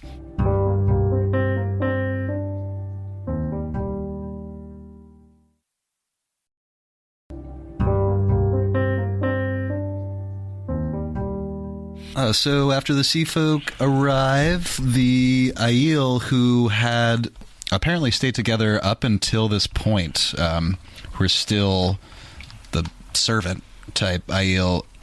Well, they were still Aes Sedai at this point, so they were still serving the Aes Sedai. Makes sense. The Aiel splinter into 3 distinct groups that we get to see later. One, of course, being the Tuatha'an, one being the Gen Aiel, and the other being everybody else. I want to say the Spear of the Dragon. Think of them as the Aiel of the Wastes. Okay. Which, of course, they end up further splintering into the Shido and the non-Shido. The Aiel, as they split, you have the Tinkers who stay... keep the way of the leaf. Keep the way of the leaf. They stay peaceful. And they tend to pick up local folk, so they tend to genetically be pretty much not related to the Aiel. Because they do have so much of just wherever they travel, they adopt people, and they have children that come into their philosophy and come into their troops. Yeah. Then you have the Aiel who travel with the Gen Aiel into the Wastes, but the Gen Aiel just don't last very long. Right. You don't hear very much about these people after the construction of Rudean, which happens with the help of several described as ancient Aes Sedai, the construction of Rudean, shortly after the Aiel crossed the spine of the world. I say Ruhidion, I think. Ruhidion? Is that right? Ruhidion. I had an extra syllable. I'm not... I think Ruhidion... I think that's the way they say in the book on the tape. That's the way they say it. I've always said Rudean in my head. Totally fine. But it's probably Ruhidion. Use whatever words pronunciation you want in your own head. I am down with that. I am merely using the audiobook for convenience at this point. Also, shortly after the breaking, the people who live in Shan-Chan, so these aren't the post-Arthur Hawkwing invasion Shan-Chan, are embroiled in war with the Shadow Spawn, and begin using the Portal Stone animals. So pretty early on this is happening. The Grolm? Right. The three-eyed toad-looking things? And the flying ones. The Rockin'. Right. And the Toe Rockin'. I'd just like to point out we are through page 1 of your notes and 35 minutes into recording. And you have... Some of this later might just be me reading, but we've been talking a lot about stuff so far. We have been. I don't know. I'm going to let you maybe go through a few of these points. Okay. Yeah, so it looks like you got some dates coming up, and I'm going to let you run through them just as the quick years after the breaking and what happens for the next 1,000 years. I have at 98 after breaking, Elisan Taishar is elected the first post-breaking Amerlin seat. Right, so we have a group of female Aes Sedai that survive, right, and elect in Amerlin. After uniting a few competing factions. In 202, after breaking, the construction of Tervalin is completed. In 209, the Compact of 10 Nations, this part's pretty important, for mutual defense and trade is created. This compact, like I said, of the 10 nations are some of the older nations that you'd be familiar with. If you've already read the series, you probably should have if you're listening to this.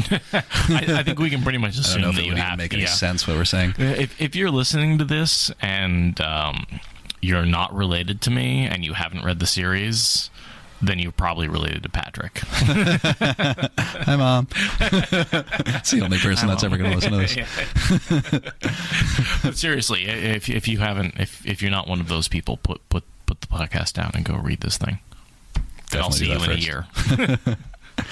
The Compact of 10 Nations is created. That compact is held for 800 years before any of these nations break that trust. So it's a pretty impressive run. And after that came a time of peace. During this time, many of the great cities were constructed by Ogier stonemasons who had just learned how to be stonemasons. We also see the translation of the first few Koreathon cycle. So these, where do they come from? Where are they translated? You know, they say they're translated, but translated from what into what? Is it from the Old Tongue? Is it... You know, I saw these points and I wondered the same thing. It must be from the Old Tongue to not Old Tongue. Common.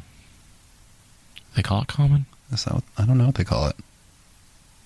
That's a good point. What the hell language do we speak? I don't have any points in here that talk about the change from Old Tongue to Common. I'm just using that, but... Yeah, there's a good point. When does that change occur? Because in the Age of Legends, they are speaking the Old Tongue, right? Presumably. Yeah. I mean... Unless they're a society with two languages, which is entirely possible. Well, the series seems to have it that even during the Trolloc Wars, they were speaking the Old Tongue. Yeah. Listeners, if you know when... Yeah, that's a good question. Let's spoil that for me. Tell me when they figured out, or when they transitioned from the Old Tongue to the New Tongue, Common, whatever we want to call it. So sometime shortly after many of the first great cities are created, like Tarvalin, Rowland Darksbane becomes known as the first ever false dragon, sometime around 400 years after the breaking. Manipulated by the Aes Sedai? Maybe, maybe not. Yeah, I just have that he's defeated and gentled by the White Tower. The White Tower was also fresh at this time, and it seems like the wars between, or conflicts between the different factions were pretty brutal. So I wouldn't be too surprised if they were kind of trying to pull a move to raise a false dragon and then strike him down to be like, look, we're the fucking Aes Sedai for real. That wouldn't surprise me. I mean, certainly I think the Ajahs weren't necessarily settled at this point either. Yeah, I think they weren't permanent yet. No, at this point they were still just basically committees, and they'd form and break up and form and break up, and wouldn't necessarily persist through the years. We got this roughly 700-year period of peace. That's kind of excluding the time that Rowland Darksbane could have affected. I don't have a ton of history between that time. And these same 10 nations exist all the way until the Trolloc Wars, which begin sometime around 1,000 years after breaking. These 10 nations exist for at least that long, 800 years. Yeah, and that's a good amount of time, and they create a lot of history and statues and a lot of artifacts that we see later in the series. It's also probably important to make the point that the people at this time, even though the breaking has really just ended, were probably unaware of a time where there would have been such a thing as like dozens and dozens of warring nations. They were obviously accustomed to warfare at this point. To have a relatively singular human government, I mean, there's 10 different, or I suppose you could say 11 if you include the White Tower as a governing force in the Westlands, but that was all, and they cooperated relatively well, with only a few sort of trade conflicts and things until this thing called the Blight started to fill up. 1,000 years after the breaking, an enormous army of Trollocs, led by dreadlords, invades the Westlands from the Blight. The Trolloc Wars began with heavy raids in the then borderland nations, of which I think there were 5 of. Fairly quickly afterward, the sacking of a city called Barsine in the nation of Jeremide. The White Tower and the 10 nations rallied to fight the Shadow Spawn, but not quickly enough to save Aramel, which was a more northern nation. Although they acted quickly enough to save Jeremide, not Aramel, which left Aradal, which we know later as Shadar Logoth, to be the front line of the war on Trollocs. It's interesting. I would think it would be a little too far south to be the front line. Well, that's because one of these borderland nations fell pretty quickly. Okay. So it looks like while... just during the war, it became the new frontier. Right. Okay. And then after the war, they were pushed back. The whole nation was totally overrun. But yeah, I mean, I think these Trolloc Wars were pretty intense for a while. It was a lot of Trollocs flooding down, through Tarwin's Gap, down into those northern nations and creating just total chaos in the Southern Lands for... They last a serious amount of time. Yeah, how long do they last?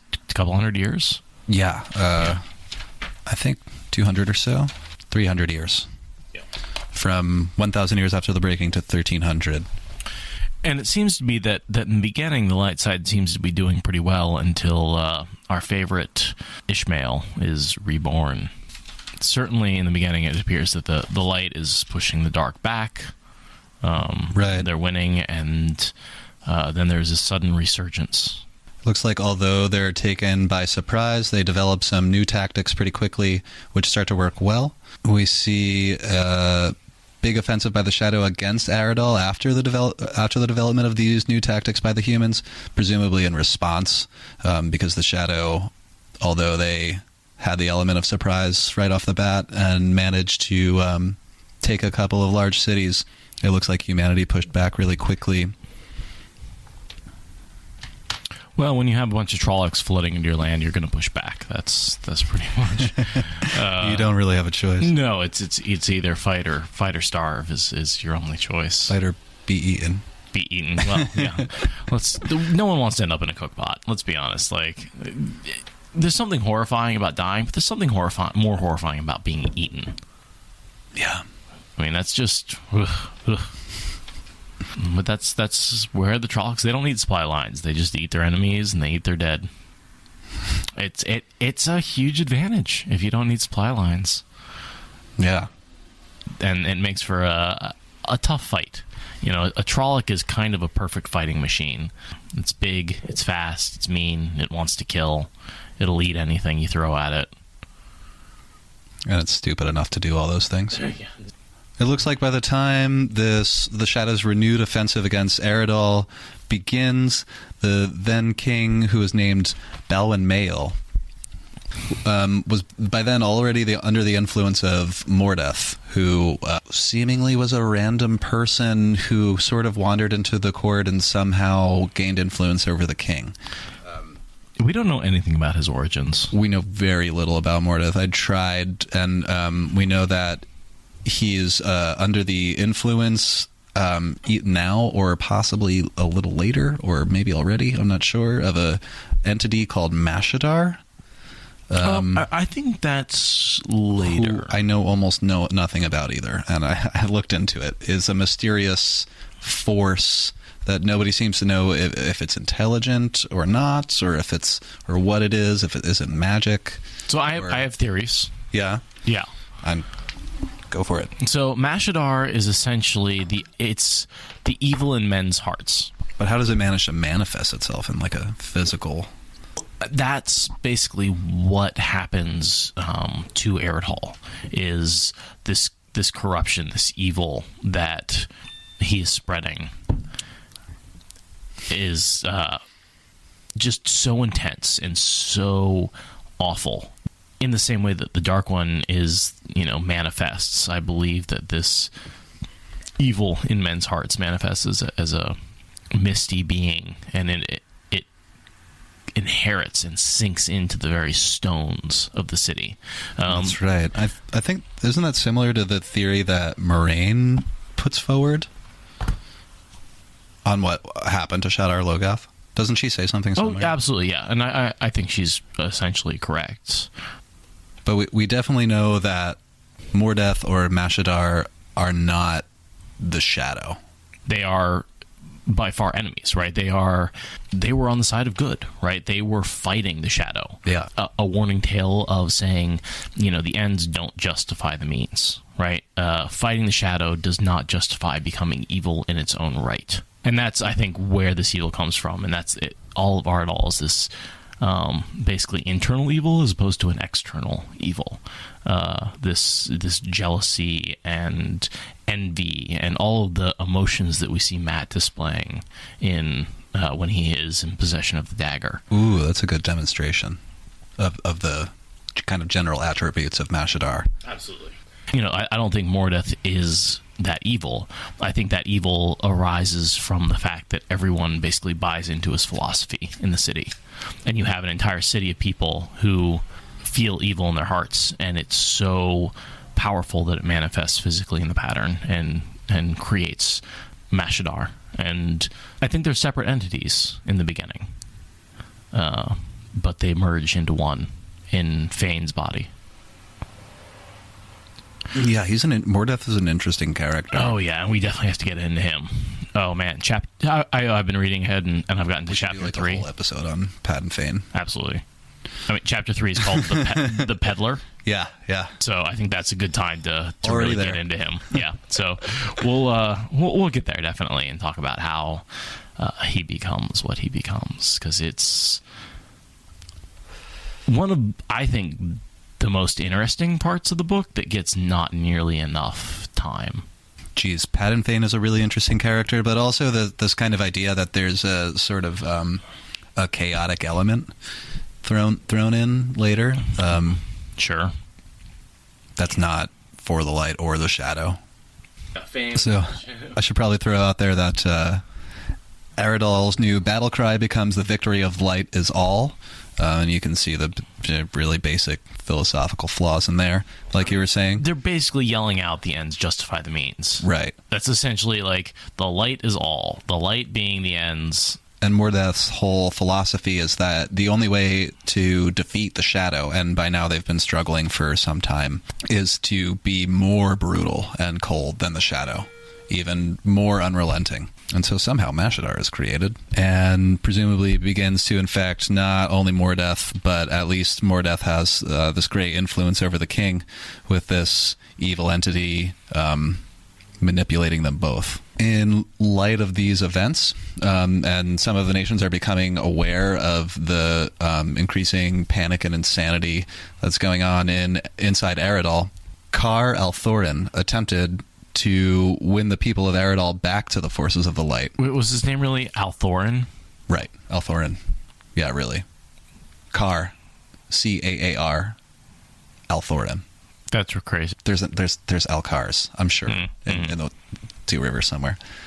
Right, but he's Eridol. He's not in any way related to the Manetheren and the Two Rivers, right? Oh no, the Prince of Manetheren. Oh, I'm sorry. I don't think I said that. His name's, well, we already got that part. Did we really? Did we? Are you sure? Travels to Eridol to win its people back to the light.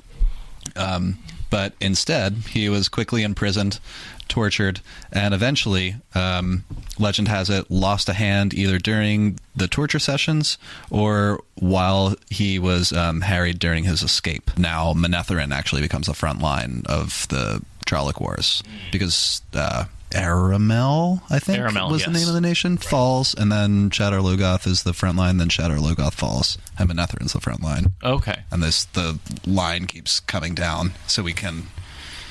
if that makes sense. No, it totally makes sense. Yeah. Because you've got the Trollocs sweeping down from the north, conquering nation after nation, and they started with Arafel, and then took out Eridol. Yeah. Eridol corrupted itself, basically, and then you're left with the next most southern nation, which is Manetheren. So you have this long line of Trollocs. To the east and west, there are nations still holding, right? Yeah, but really they're basically cutting the continent in half. Unless they've carved it into two separate parts. That seems like what they're trying to do. We don't have good histories from back then. Apparently, the Trolloc Wars really destroyed a lot of good history. There's a huge fire about 650 years after the Trolloc Wars called the Great Fire of Tarvalon, and it destroys like a lot of the library at the time. But whatever records were around, we don't know. Yeah. and almost none of the nations that were around during the Trolloc Wars survive after. Right. Or very long, anyway. Right. I think only 5 are left at the end of the war out of 10. Do any of those 5 survive to modern times? No. Not to modern times. Okay. So not even like Caemlyn's not around back then. There's no... No, there's no Caemlyn. No Tyr, there's no Kyrian. Nope. All those nations are formed after the War of the 100 Years. Okay. After the Trolloc Wars, the nations that do exist fall apart. Yeah. The 5 remaining nations, weakened from 300 years of war, break into 29 separate monarchies after a generation of factional infighting. Oh, wow. Okay, so there's basically nothing left. You basically have a completely collapsed society after the Trolloc Wars. Right. Oh, Ishmael strikes again. Mm-hmm. What's the next calendar? They're called the Free Years. The Free Years. Now we're measuring in FE. Or FY. FY, sorry. F, yes. So what are the 3 eras again? Go over it again. Remind me. After breaking. AB. And then... the Free Years. FY. And then New Era. And then NE. Which ends at the end of Hawkwing's rule, when he eventually dies mysteriously. So what's the modern day calendar? New Era. New Era. So we're still in New Era. Got it. Yeah. Clan Chief Janduin convinces just 4 clans of the Aiel to execute King Laman in 976. Is when the clans make the agreement, but the battle goes on, or the war goes on for at least 2 years. It may take them a while to get over the spine of the world. Yeah. They have to run like 2,000 miles. It takes a while. Not for the IEL. They do that before breakfast. Are you kidding me? Yeah. Well, you know what it's like to walk a couple thousand miles. I do. It takes a long time. Yeah. Persistence. Between the AT and the PCT, how many miles have you walked? Oh, between those two, it was a little over 5,000. 5,000, yeah. So, just across the country. That's, God, man, I wonder how many miles Rand and Folk walk in these books. I mean, it's mostly in the first couple, because once they get traveling, they definitely don't rack the miles up. Oh, tons. Basically, Rand land is the size of the U.S., about 3,000 miles across, give or take. So to walk from one side to the other is like walking from California to New York. Yeah. If you were real fast about it, I feel like I know some people who could do it in 2 or 3 months. The pros, like the people who were the record holders, there was a lady, I think she might still be the record holder, that completed the Appalachian Trail in like 50 days or something like that. But you have to run like 40 miles a day, basically. Yeah, I can do that.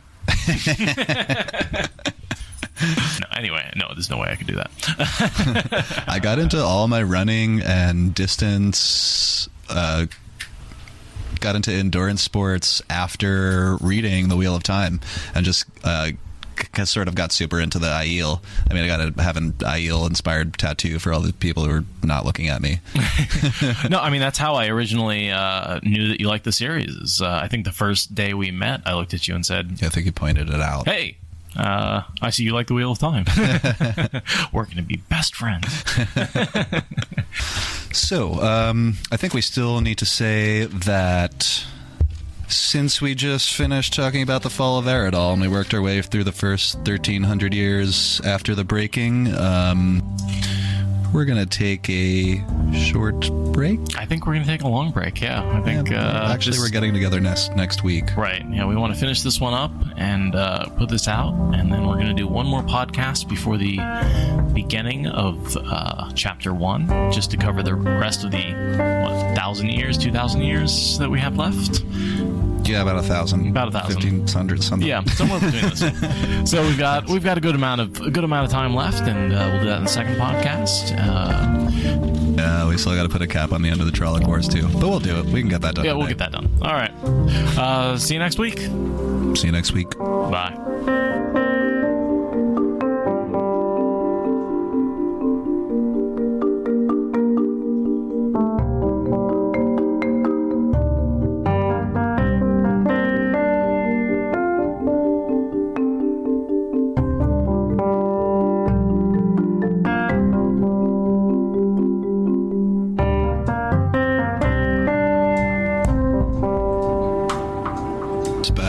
Just a couple different fan sites. Mainly, I think it's just called the Wheel of Time Wiki.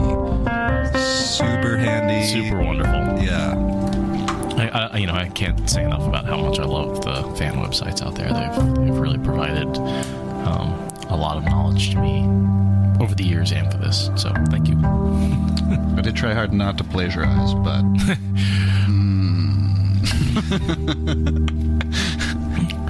Fair use. Any money off this, Fair use. Not yet. Advertisers, my email contact is on the website, WoTSpoilers.com. If you'd like to advertise, please send me an email.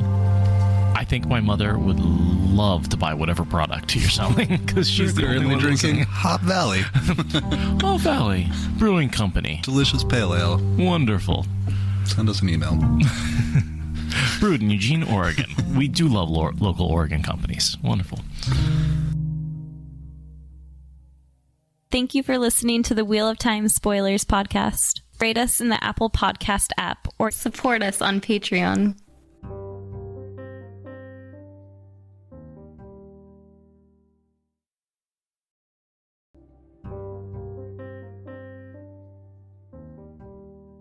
This is the Wheel of Time Spoilers podcast. Your hosts are Seth Jacobson and Patrick Heiler.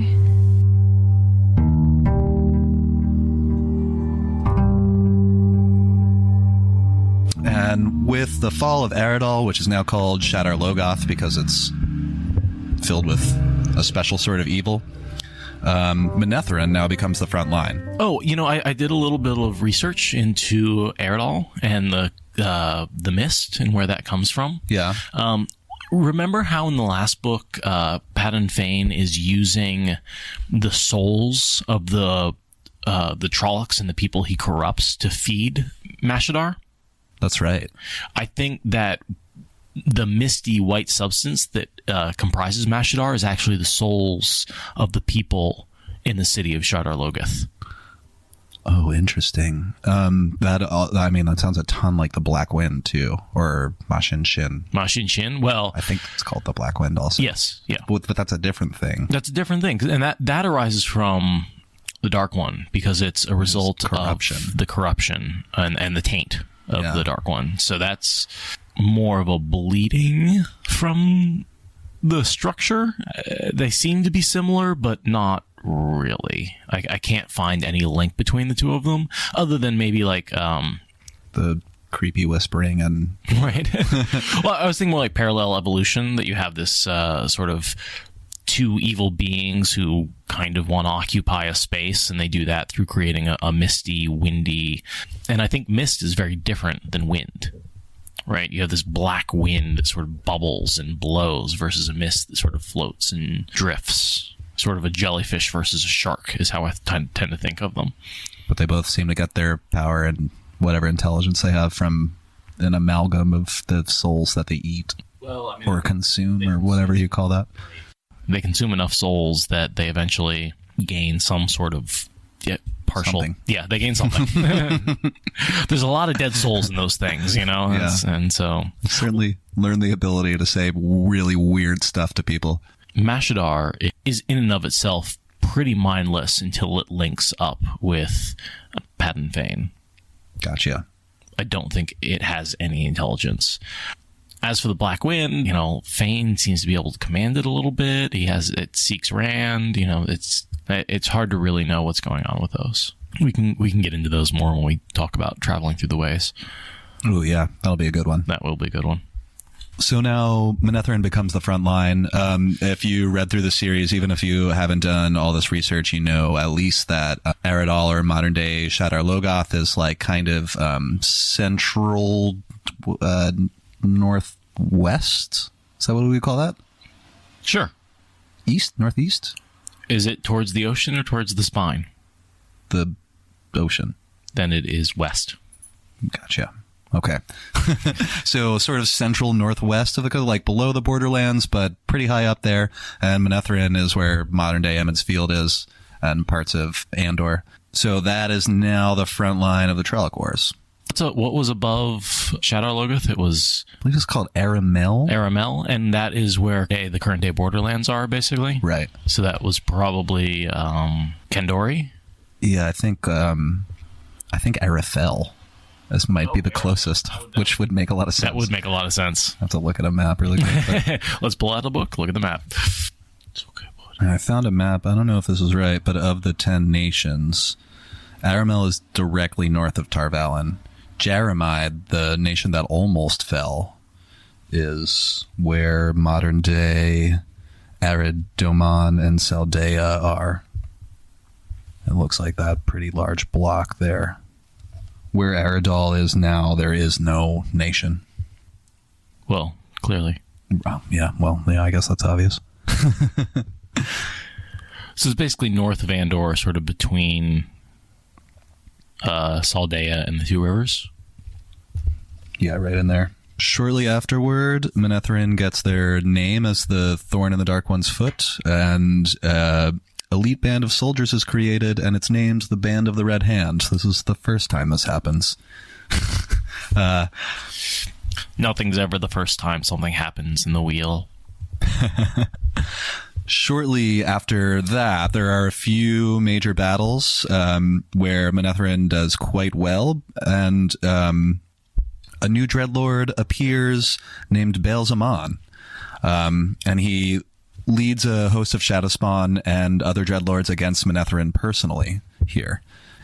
Now, at this point, Baal Zaman is Ishmael, and Right. he's taken on a different name to lead the Trollocs.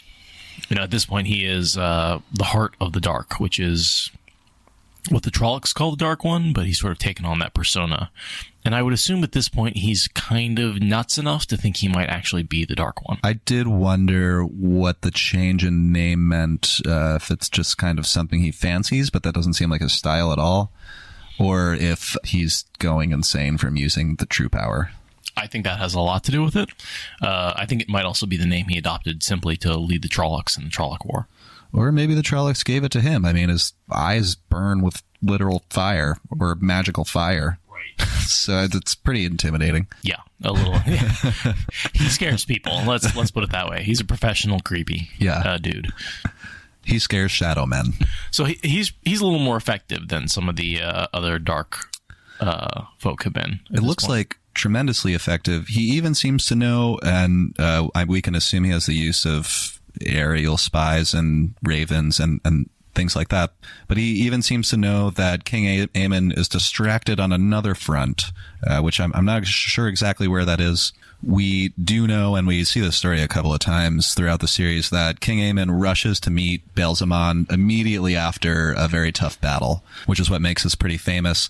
And he rushes to meet Baelzemon, and that culminates in the Battle of the Tarandrel, which is where the two forces meet on opposite sides of a river named the Tarandrel. We get that from one of Matt's memories, right? I think so. Yeah. Matt's first, I don't know what you call it, flashback or whatever, where they have to charge through the group of Trollocs, and Matt starts screaming in the Old Tongue. Oh. I'm pretty sure he, forward the Heart Guard. Forward the Heart Guard. And King Aemon yells that at the Battle of Aemon's Field, which takes place directly after he retreats from the Tarandrel, which he holds for 9 days, and then one final day at Aemon's Field. You left out the march. The march to the Tarandrel. Yeah. It's a really cool part, but I did kind of leave it out. All right. After being driven back from the Tarandrel to the Battle of Aemon's Field, we see a huge number of civilians join the army to hold back the Shadow Spawn for as long as they can. I see numbers somewhere around like 40 to 100,000. It's just civilians, just regular people joining the military. Which rivals a lot of what happens in the Two Rivers later with Perrin when they're about to be overrun and the women step forward. It's like almost the same story. It's almost the same It's just story. on a smaller scale. Right, exactly. Pretty cool. Yeah. So while Aemon's waiting there for the White Tower, the Ogier, and the 10 nations, any of whom to send some kind of help, we find that his messages were either tampered with or stopped completely by some rivals in the White Tower who wanted his wife, Queen Eldrine, to be killed, I suppose. I'm not phrasing that very well. Do you think they were Black? black? Maybe Black Aja. So we know that Ishmael's around. Obviously, he's the one creating this whole offensive, and we know he was one of the founding and guiding members of the Black Aja. Yeah. So my assumption is that at this point he is founding and creating the Black Aja, and they are the force behind this plot against. I mean, that would make a ton of sense because it was some kind of like jealousy from when they were novices together or something between Eldrine and the Amerlin Seed at the time, whose name I should have, but I don't have it in front of me right now. Eventually we know that at least the Ogier do get the message that Aemon is waiting desperately for help, and he's going to hold the Trollocs for as long as he can. And he manages, I think, to last 10 or 11 days, and nobody comes. And the Ogiers do get the message, but I assume they arrive too late. We hear Loyal talk about it later. I think it's Loyal. It's Loyal. Where he like directly apologizes, I think, to Luz Theron. Well, I think he apologizes to Rand and saying, Right.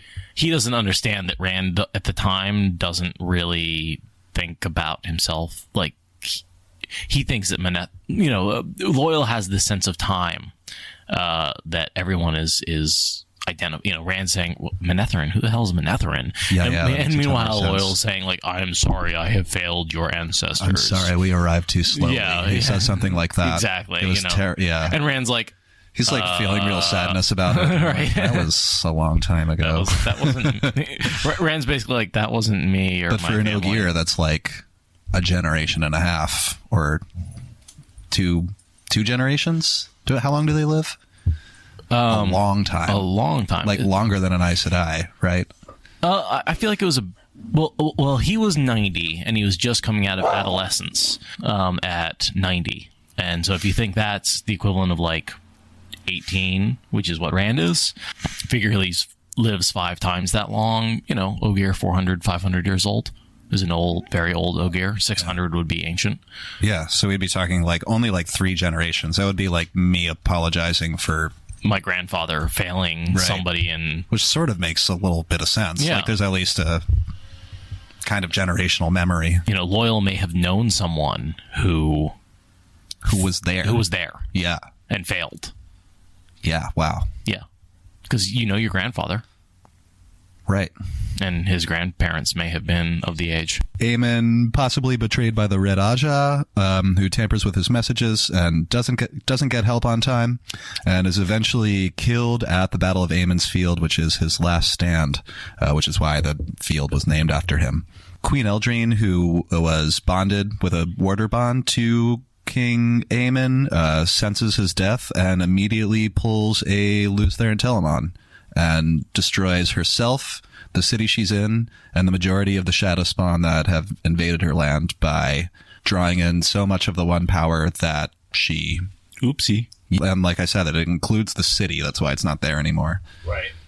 So it was just blown off the mountain. Aemon is killed at Aemon's Field, but she is in the city of Manetheren. Right. And so when she wipes Manetheren off the face of the earth, that is not where Aemon's field is. Yeah. Rand, Perrin, and Matt talk about this, but I think it took them 2 days to walk there, or 3 days. The Healthy Farm Boys. No, So yeah. they're 50 miles. 50 to 75 miles. Something like that. Yeah. Yeah. Or 2 days to, I think they get to the feet of the mountains. They don't actually climb them. Right. Well, anyway. So Queen Eldrine pulls an LTT, blows the city off the mountain, and kills lots of the shadow spawn who were there. All the shadow spawn that were there, right? I think almost all of them. Okay. But we do see that shortly afterward, a new Amyrlin is raised named Rashima, and she spends the next 50 years essentially hunting down any large groups of shadow spawn that are still roaming around. This is pretty much the end of the war here. Well, and we have to assume Ishmael got sucked back into the boar. Possibly. He may have been destroyed. I don't think we know. Ishmael? Well, I mean... He may have been destroyed right there. I don't see him after that. Right. I mean, well, but he wasn't destroyed, was he? I mean, he didn't die. I don't have any mention of him after the Battle of Aemon's Field. Until he returns in... That seems like he should be able to protect himself. Right. But I would like to think that Eldrine just... You want to think she killed him and he got reincarnated That would in make another me feel body? good. But I don't know. I don't if think that's so. the truth or not. Yeah, because he's still... I think he's suffering from thousands of years of like, true power abuse in the Eye of the World. I don't think he's put in a new body. Oh, no, I don't think he is. Yeah. And the Dark One's sealed away at that point. So he can't... He must survive. Oh, right. As opposed to having been reborn, which is, we know doesn't happen. Right. So he has to have survived. He has to have survived. Okay. Yeah. Yeah. Like, but yeah, no, I mean, she definitely just, stops his plans. And since he appears to only really have these 40-year windows to get anything done, in between every 1,000 years, he's sucked back in, until his next emergence. After the end of these really large battles, we see Rashima hunting down over the next 50 years any small bands of shadow spawn that are still roaming around the Westlands, and we see five of the 10 nations remaining who are weakened from 300 years of war break into 29 separate monarchies after a generation of factional infighting. And that's when the calendar switches and begins what's called the free years, which I assume are called the free years because it's just like a kind of Wild West cowboy style, all these little duchies and monarchies fighting each other. Because they weren't free or fun, it doesn't seem. I mean, you're free from a single overarching ruler. You don't have an Arthur Hawkwing. You don't have an Armelin dictating things to everybody. You just have, well, my queen says this and your queen says that. And since we all live on about 5 acres of land... freedom from laws. Right. Freedom to take your neighbor's land. I mean, think about it. 29 nations in a place the size of the U.S., they're basically states. Yeah. You essentially have a bunch of fighting states, nation states. During this time, it was a very unstable time where there's very little information. I know we keep repeating that, but there's really almost none here. I have in free year 291 is the first point I have. Blight continues to expand, swallows an important steading called Sharon-Du. But for the first 500 years, basically, we see lots of infighting between the human nations and very little cooperation. Trading. Yeah, and like I suggested last time, perhaps memory, like a sort of a basic memory of a time when nothing like that would have existed. So I think combat is sort of becoming normalized, like combat against humans. That's just happening all the time now. Well, I mean, we're 1,000 years, 2,000 years past the breaking now. But yes, yeah, a little more than that. You know, figure at this point, it's been a very long time. It's been a long time. You know, figure the Romans rediscovered how to fight. I think we have a pretty good idea of how to do it by now. You're right. So by free year 500, it's been at least 500 years since any of the 10 original nations formed after the breaking were even existed. Right. That would have people would have just looked at that at ancient times. Stories about when things were peaceful that probably aren't even true. Right. And then this is a good thing to throw in there as well. In free year 642, there's an event called the Great Fire of Tarvalin, which apparently damaged much of the White Tower Library, and many of the records that existed at the time were destroyed. That may be another reason we have almost nothing here. I think that's Robert Jordan's excuse for why we have nothing here. Got lazy. I'm just not going to write this history. All the records burned. The records were destroyed. Moving on. Maybe it was the Great Fire of his kitchen table. You know? It's like, oh fuck, there goes a month of work. I know Robert Jordan made all those notes, and then he like spilled hot soup on them or something. You know, set them down on a hot stove. Whoosh. Great Fire 600. Moving on.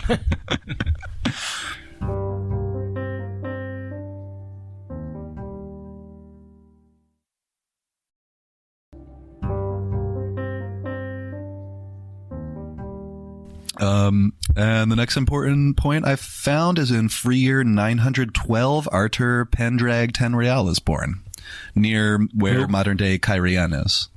Who's that? Arthur Hawkwing. But he hasn't earned that name yet. Which I didn't know until I did this research, that it was a nickname that he earned in combat. Hawkwing. Why? It's not his real name. Because of the speed with which he can move his armies. He seems to be uncanny at predicting where his enemies will be, and he's usually there before. So he moves like a hawk on the wing. Right. It's as if he flew there. Oh, wow. So he's born, which, you know, he becomes a fairly significant figure in history. Very Alexander the Great, sort of, if I had an equivalent in our modern day society, sort of the most recent person to conquer everything. Yeah. Or, yeah, maybe one of the Persian emperors, but he seems to run his show in a similar style. He's later called a high king because he'll leave the monarchies in place and let them run their empire for him. Isn't that just an emperor? versus hiking? No, not necessarily. Different conquerors do it differently. Some of them will destroy and make sure that you're following their system of government. But some of these early conquerors like Alexander and if I could think of some of the Persian names, but it doesn't matter. They would literally just make someone submit, and you could just go home. You could just go home and pay taxes, and if we want men to show up for a military maneuvers, send them. That's it. So it's basically protection money. Right. It's like a gangster. Yeah. You pay us to not kill you, and you can do your thing. Why does it not surprise me that essentially the earliest form of government was being a gangster? It's such a natural thing. It just pops up. And let's be honest, does politics really change? No, it just becomes more sophisticated. It's really the same thing. I don't find much difference between gangsters and politicians. You don't pay taxes. We come take your house. Exactly. Exactly. Protection money, the IRS. Be a shame if someone were to set fire to it.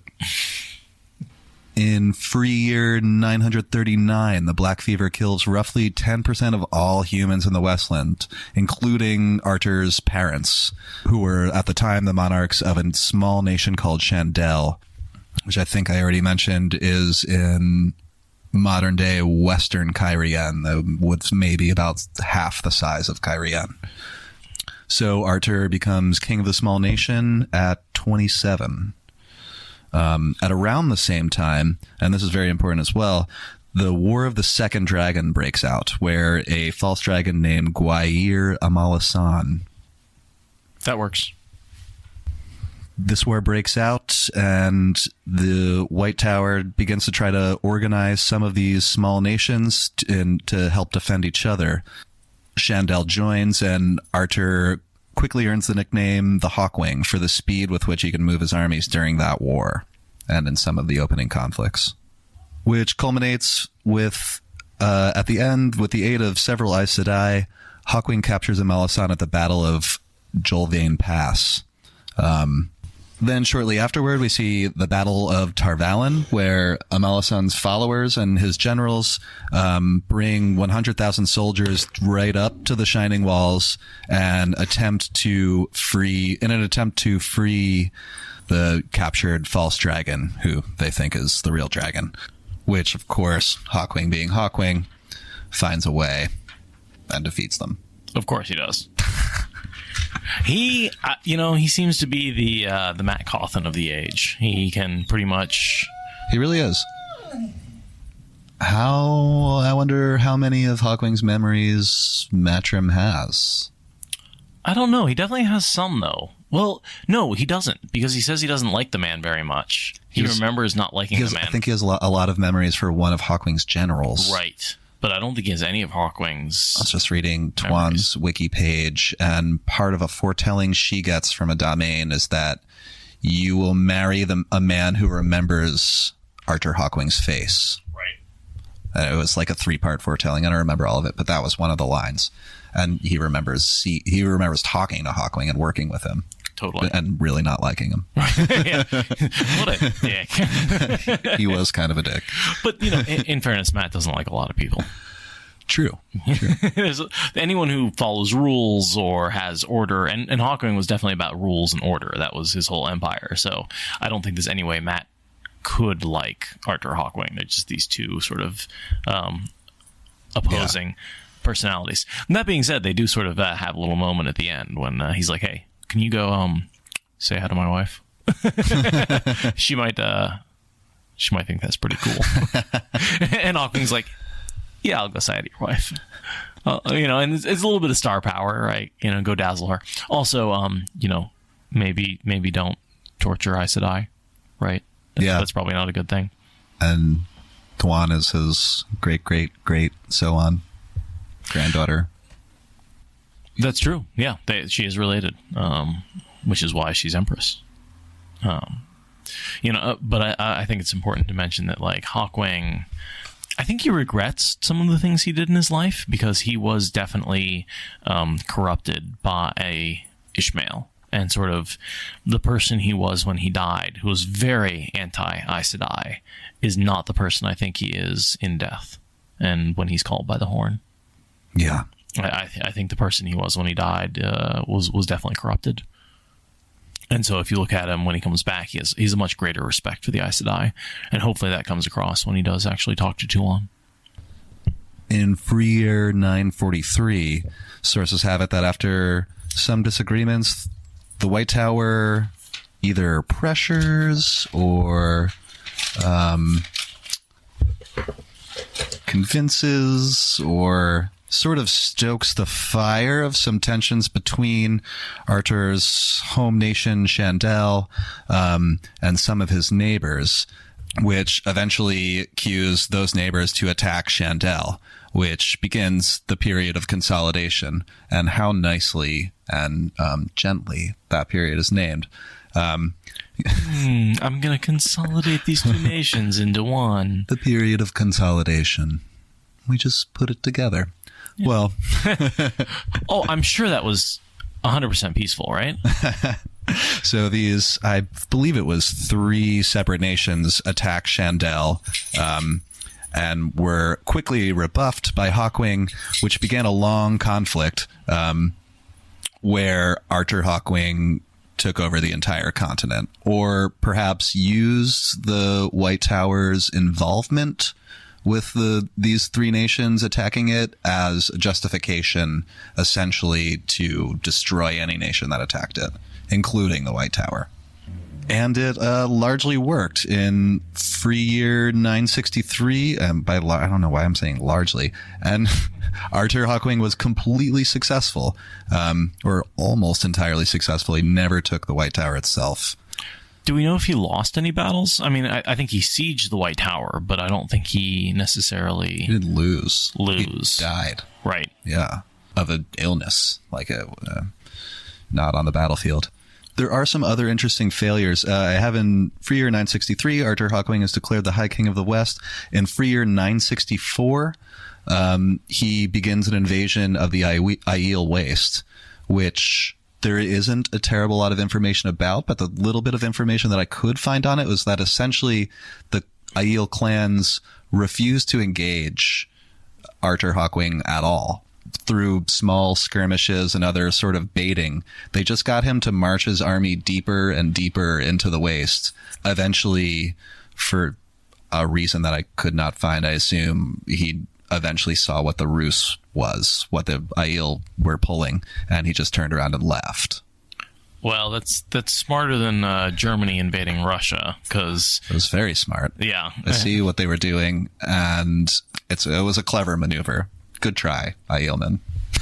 Whereas a dumber general may just continue to throw troops, and I'm surprised he didn't lose a lot of troops. I'm sure he must have lost a ton in the waste with the heat and the marching and the sand and the lack of water. I don't see how you could transport enough water. Yeah, there's just no way. So I imagine that if nothing else, just the lack of water is what was killing his troops and forcing him to turn back. Yeah. Whereas I think Jordan may have been drawing a parallel to invading Russia, and instead of Napoleon, just any general invading Russia, we can cite multiple examples throughout history, has pretty much failed because of the weather and the cold and the environment. You walk in with a lot of troops and you walk out with very few. And read in Russia, they have a sort of saying, or not really a saying, but that sometimes Russian historians call it general winter because of what an important role this general, air quoting, has played in so many major Russian conflicts, just the winter itself. And I think you can, call the heat a very equivalent. Totally, it's pretty much the same. Yeah, the polar opposite. Yeah, I think that's where he drew from to sort of create that situation. But Arthur Hawkwing was smarter and, turned and ran tail before he lost too many of his troops. Yeah. I wonder if they're trying to cut him off. I think just draw them far enough into the waste and eventually they just all die. And come around. Yeah. And don't let them leave. Yeah. I don't think the Aiel have to engage at all. I think that they just have to cut off his escape escape route, get them lost in the desert, and let the threefold land test them. So that's what the Aiel do when you invade. Nothing. Which is sort of funny. I mean, it's not, when we know about their nature. they're a nomadic people. They're not protecting land. They don't have fortresses. And they can outrun your horses. So, And also just at this point, their general or clan chiefs would have been highly skilled in their combat tactics, and these are clever warriors. There's no reason to engage. no. There's no... No, and these Aiel have been fighting each other in skirmishes for generations at this point. They are exceptionally good with the spear. You know, we talked about how they'd split into three. The Tinkers at this point are pretty independent. The Gen Aiel are long gone. And what you're left with is the 12 clans of Aiel who are in constant combat. And they're good at it. They're really good at it. 986, Ishmael appears during this time under the name Jelwyn Moread. Moread. Moread. I feel like that's a sort of related to his original name of Morin. Is his middle name originally? Oh, yeah. So there's definitely a vague resemblance to his original name, but it's not the same. And he what is he doing? He appears as a what? In the court of Arthur Hawkwing. And geez, I don't have this, but we know that he quickly becomes like an advisor to Arthur Hawkwing, a close personal advisor. I wonder if there's a little compulsion involved there. Why not? Yeah. Sort of in the way that Morghese gets Gabrielle as her close personal lover almost immediately upon meeting him. After this, we can see his touch pretty much everywhere. I also have that. I have in Freer 986, a bunch of shadow spawns start pouring out of the Blight. Freer 987 defeated decisively. So maybe that invasion was triggered by Ishmael, but he doesn't seem to have any effect over Hawkwing just yet. I can see it perhaps as, this is a guess, but my guess is Ishmael is trying to boost Hawkwing's power because he finds himself as the power behind the throne. So he wants Hawkwing to conquer more and more. And by having Trollocs invade and then having Hawkwing stop them, that gives him even more credibility and the ability to, take over more of the land. After this, Hawkwing decides to overrun the forces of Tarvalon and lay siege to the city, which he has been at war with this entire time, but has left, presumably, and has never conquered the city of Tarvalon itself. So how does that work out for him? As far as not losing any troops, there doesn't seem to be very much combat at all. How long is the siege? A long time. The next point I have is during the siege, the Amerlin at the time is deposed. She's the one that they depose and still her and make her work as a scullery maid for the next couple of years until she dies.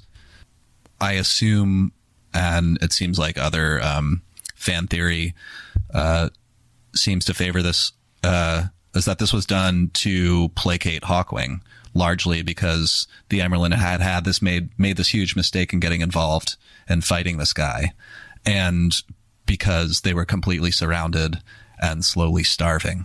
This was done 7 years or 6 years after Hawkwing begins the siege.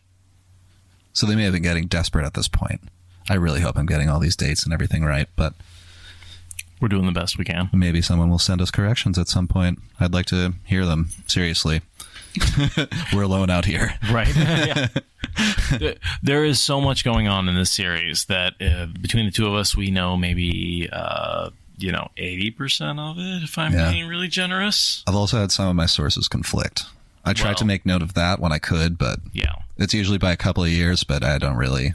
I figure if I'm getting it close, it's fine. Well, and if you think in the world of the Wheel of Time, there's been a lot of records destroyed. There may be some conflicting dates just in the historical records. Absolutely. Yeah. Or maybe the companion isn't the best source of information. No, I mean, I've seen that conflict with information in the books, and it's impossible to get all this right, realistically. Right.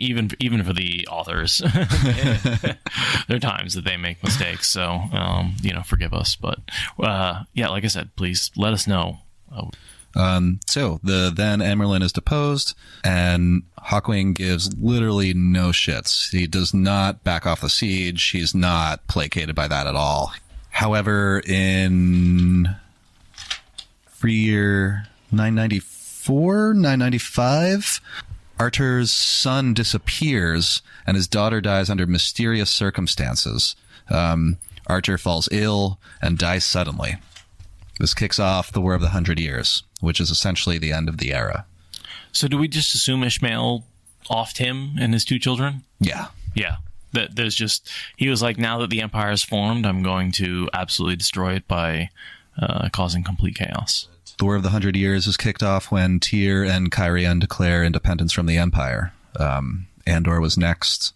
And then the Borderlands left the empire as a 5-nation bloc. So they always seem sort of united, at least with each other.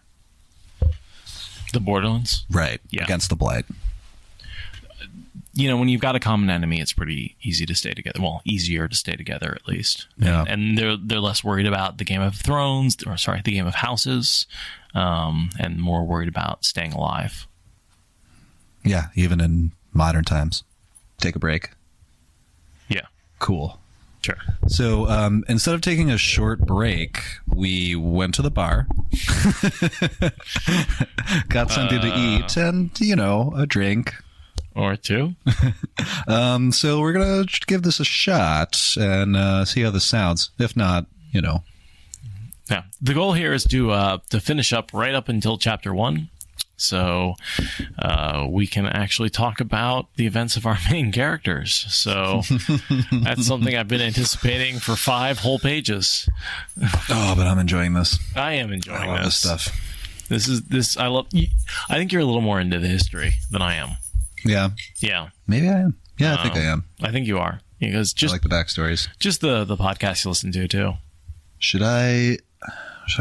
I was especially excited to get to this section because after the War of the 100 Years, like I said, the new era begins, and there's basically a really long,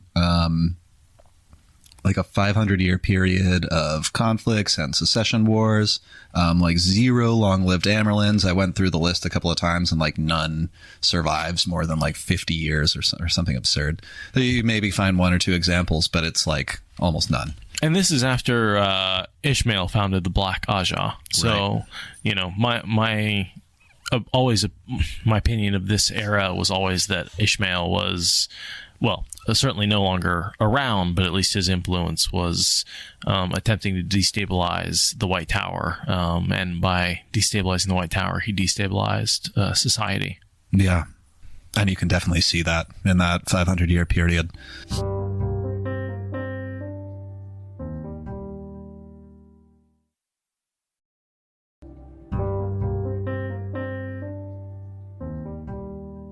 But to kick off the ending of that shitty 500-year period, shitty, it didn't seem like a good time. The Aiel, after I didn't find too much information on their exact reasoning, but at this point, the Aiel clans decide to deliver a cutting of Avendasora, which I think is called Avendaladora. Well, the reason was they had been in the wandering after the breaking, when they wandered and hadn't split into the 3 groups.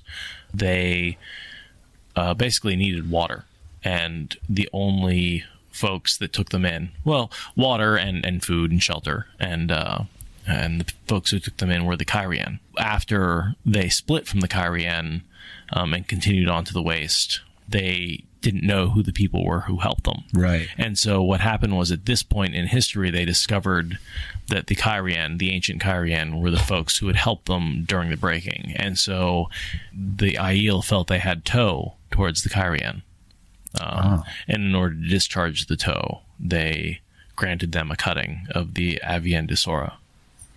Do we talk much about the Chora trees and what they were and where they came from in the Age of Legends? I feel like that's something we haven't really gotten into a little bit.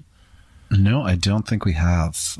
We might have in the Age of Legends. So in the Age of Legends, the Chora trees were planted along most of the streets, and essentially induced a feeling of contentment among the populace. There was a little bit of an artificial, just sort of beneath these trees, you feel content, and they were planted on every street. They have like an artificial drug-like radius, right? Essentially, right. So it's pretty much. And if you've gotten into Brandon Sanderson, for those of you who finished this series and then read some of his stuff, to me it seems a lot like soothing. Is that sort of feeling of contentment is one of the emotions you can push or pull on.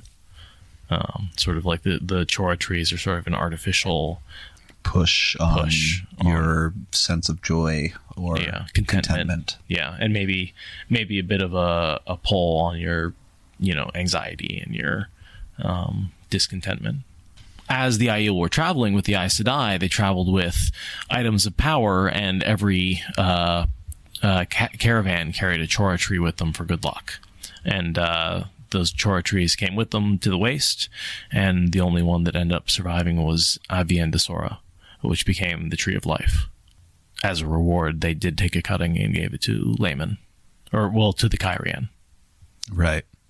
We can assume was accepted by Laman, who they would have seen as the chief of the Kyrian or Kyrianin. Well, wouldn't he have come along couple hundred years later? Oh, right. So he would have inherited this. Yes. Right. So they gave it to the Kyrian, and then it matured as a tree and was something that was around for several hundred years.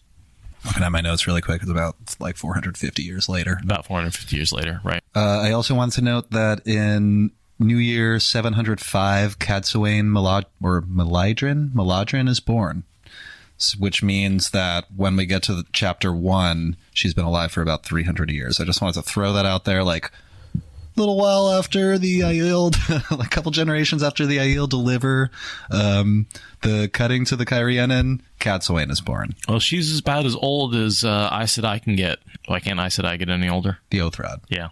The most powerful channelers can live 600 to 800 years. However, by swearing on the Oath Rod, their lifespan is cut in half. And so the oldest Aes Sedai live to just over 300 years.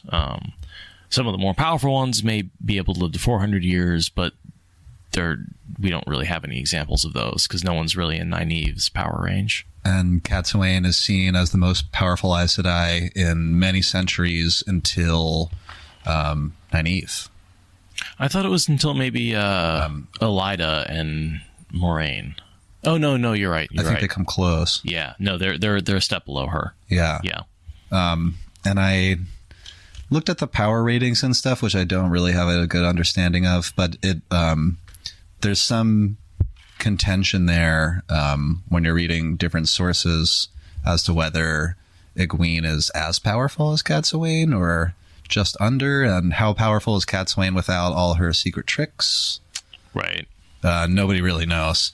Well, I always saw Cadsuane as the sort of Moraine replacement. Once Moraine disappeared, we needed an advisor to Rand, who was... Yeah, and she's right there. And she's right there. And she sort of steps into that role. Not that I find her the same as Moraine. I find them both very different characters, but at the same time, very compelling.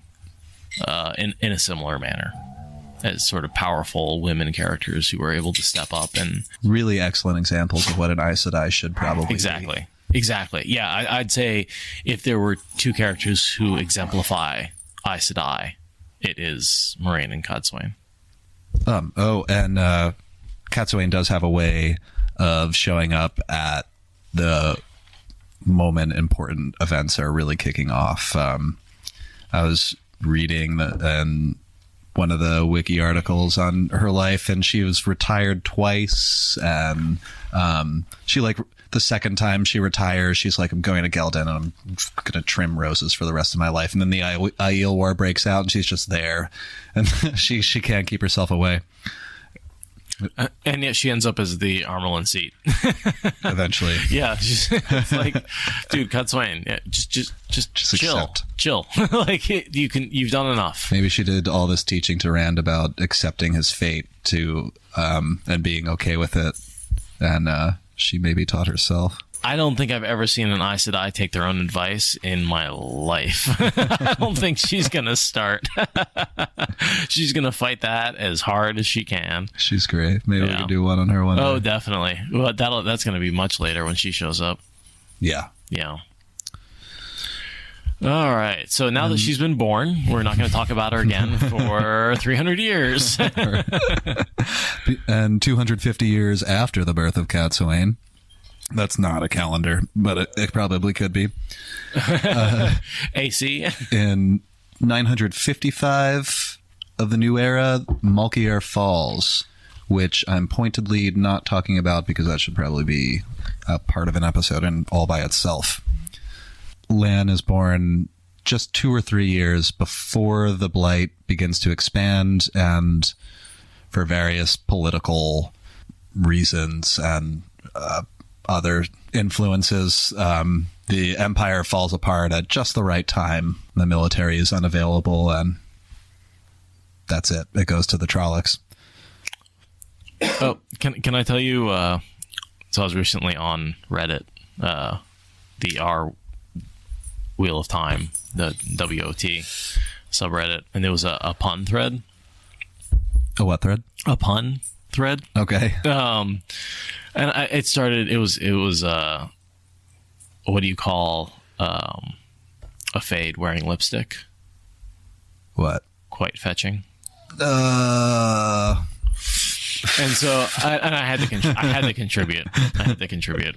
And so my pun was, what do you call a group of warders playing video games? What? A LAN party. Oh, terrible. But I felt pretty clever coming up with that one. LAN party. A LAN party.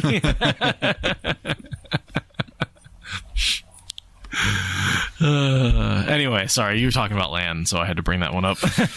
I like it. Keep it. So in New Era 957, No. Pedro Neal leads the children to invade Altara, beginning the White Cloak War, which I really wanted to mention largely because Murundi and Ilion send aid fairly quickly, and a young Tamlin Althor arrives on the scene.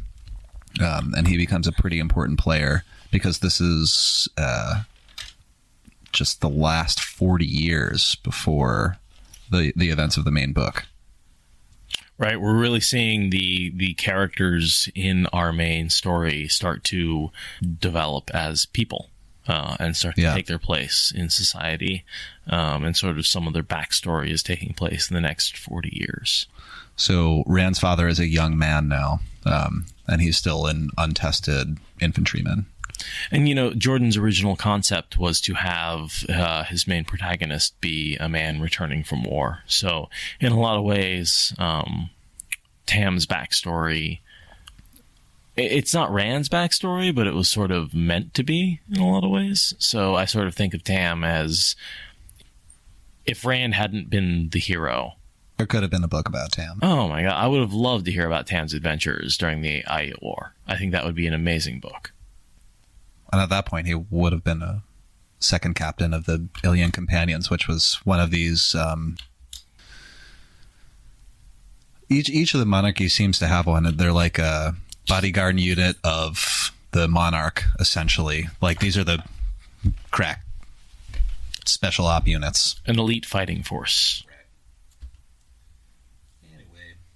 And so he was, obviously good enough to be gifted with a Blade Master's blade, which I think was given to him by the King of Ilion. I mean, where else would he get a blade like that? I believe Robert Jordan said that. It was given to him. Yes. But doesn't Tam say at some point he did duel a Blade Master? I think he said he bought it at one point. And then he talks about how that wasn't worth the cost. Right. But that's not, a Aes Sedai truth. Right. He bought it with the death of a man.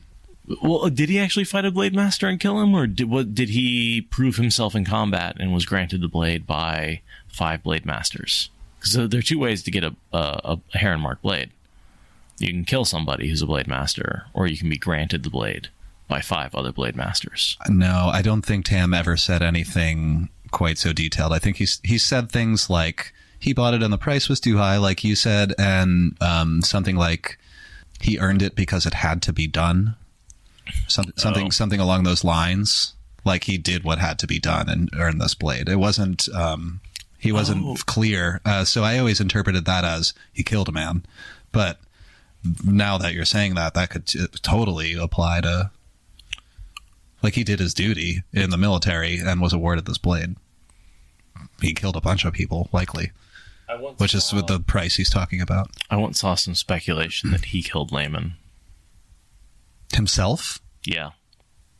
But it was speculation. I do think the Aiel killed Layman, but I thought it was fun speculation that, like, the idea that, like, he saw what the Aiel were after and decided to end the war by dueling Layman and giving them to the Aiel.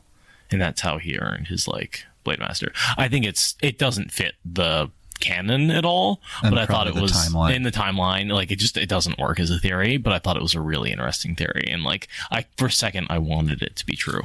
New Era 970, Ilian and Tyr duke it out on the first of many border wars that we hear about later. That's where Tam is promoted to second captain of the Ilian Companions. New Era 972, Galad is born to Tigraine. She receives the Maiden Foretelling that we'll hear a lot more about later. Heads off to the Aiel Waste to follow through with that. And Andor descends into a bunch of chaotic succession wars. Morghese finally takes the throne. New Era 975, Lamin's Sin. This is where he cuts the tree. The very next year, 976, Janduin convinces 4 clans to execute Lamin for this terrible sin of murdering the sacred tree. So why did he cut the tree down? I believe it had something to do with his throne feeling unstable.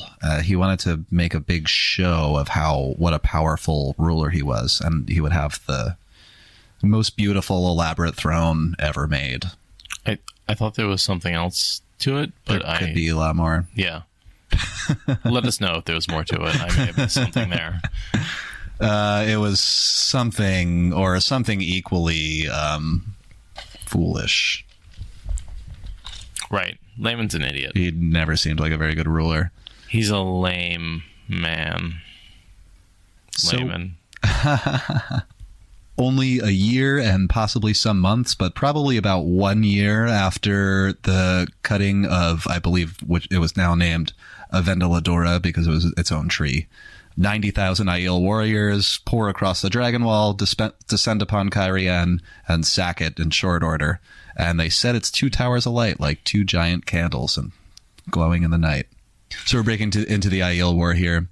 Well, Tam fought some other battles before the Aiel War, didn't he? The White Cloak War. The White Cloak War, yeah. The border conflicts between Ilian and Tyr, and then the Aiel War. Mm-hmm. But we can assume that, especially with these border conflicts, he was probably pretty active throughout this. I think it's about a 15-year period that he served. Right. It may even be a little longer than that. Yeah, pretty much constant conflict, sort of in a similar style to the Aiel and their clan tribe wars. Sort of constant back and forth. Not really a lot of deaths, but a lot of fighting going on. Yeah. He had a real lifelong military career. Yeah. And then he before he came home. Where did he meet Cariathor? I didn't see too terribly much on that, but I know that she's Andoran. I know that she had red hair, but many Andorans do. Right. So that was one reason why nobody ever really questioned where Rand came from.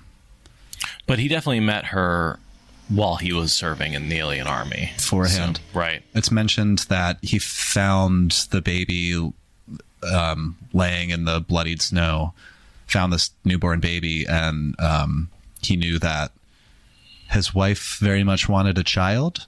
I always interpreted that as she couldn't conceive. I agree. And he saw this child that needed his help, and he just thought, well, I'll take him home. Right. No, I feel like It's going to die out here. Rand would have had brothers and sisters if Carrie Althor could have conceived. Yeah. We also know she died shortly after coming to the Two Rivers. I don't know. That doesn't, there's nothing in there really implies trouble with conception, but maybe that was the issue. That makes sense, that they were trying to have more children. It would tie together a few strings there. So that's my speculation on that. Sure. I liked a couple things in here. Kyrian is largely sacked. Laman narrowly escapes to Tyr, which lends him soldiers on the condition that he flee to the north to draw the Aiel away from Tyr and hopefully thin out their supply line, which we know is ridiculous now because the Aiel don't use a supply line. Laman is pursued by the impossibly fast-moving Aiel clans all the way to Tar Valon, where they find and summarily execute Laman. The Aiel immediately cease fighting and return to the Threefold Land because their mission is completed. Yeah, I mean, it wasn't a war for them. It was an execution. Oh. Yeah, if he hadn't run away, very few people would have died.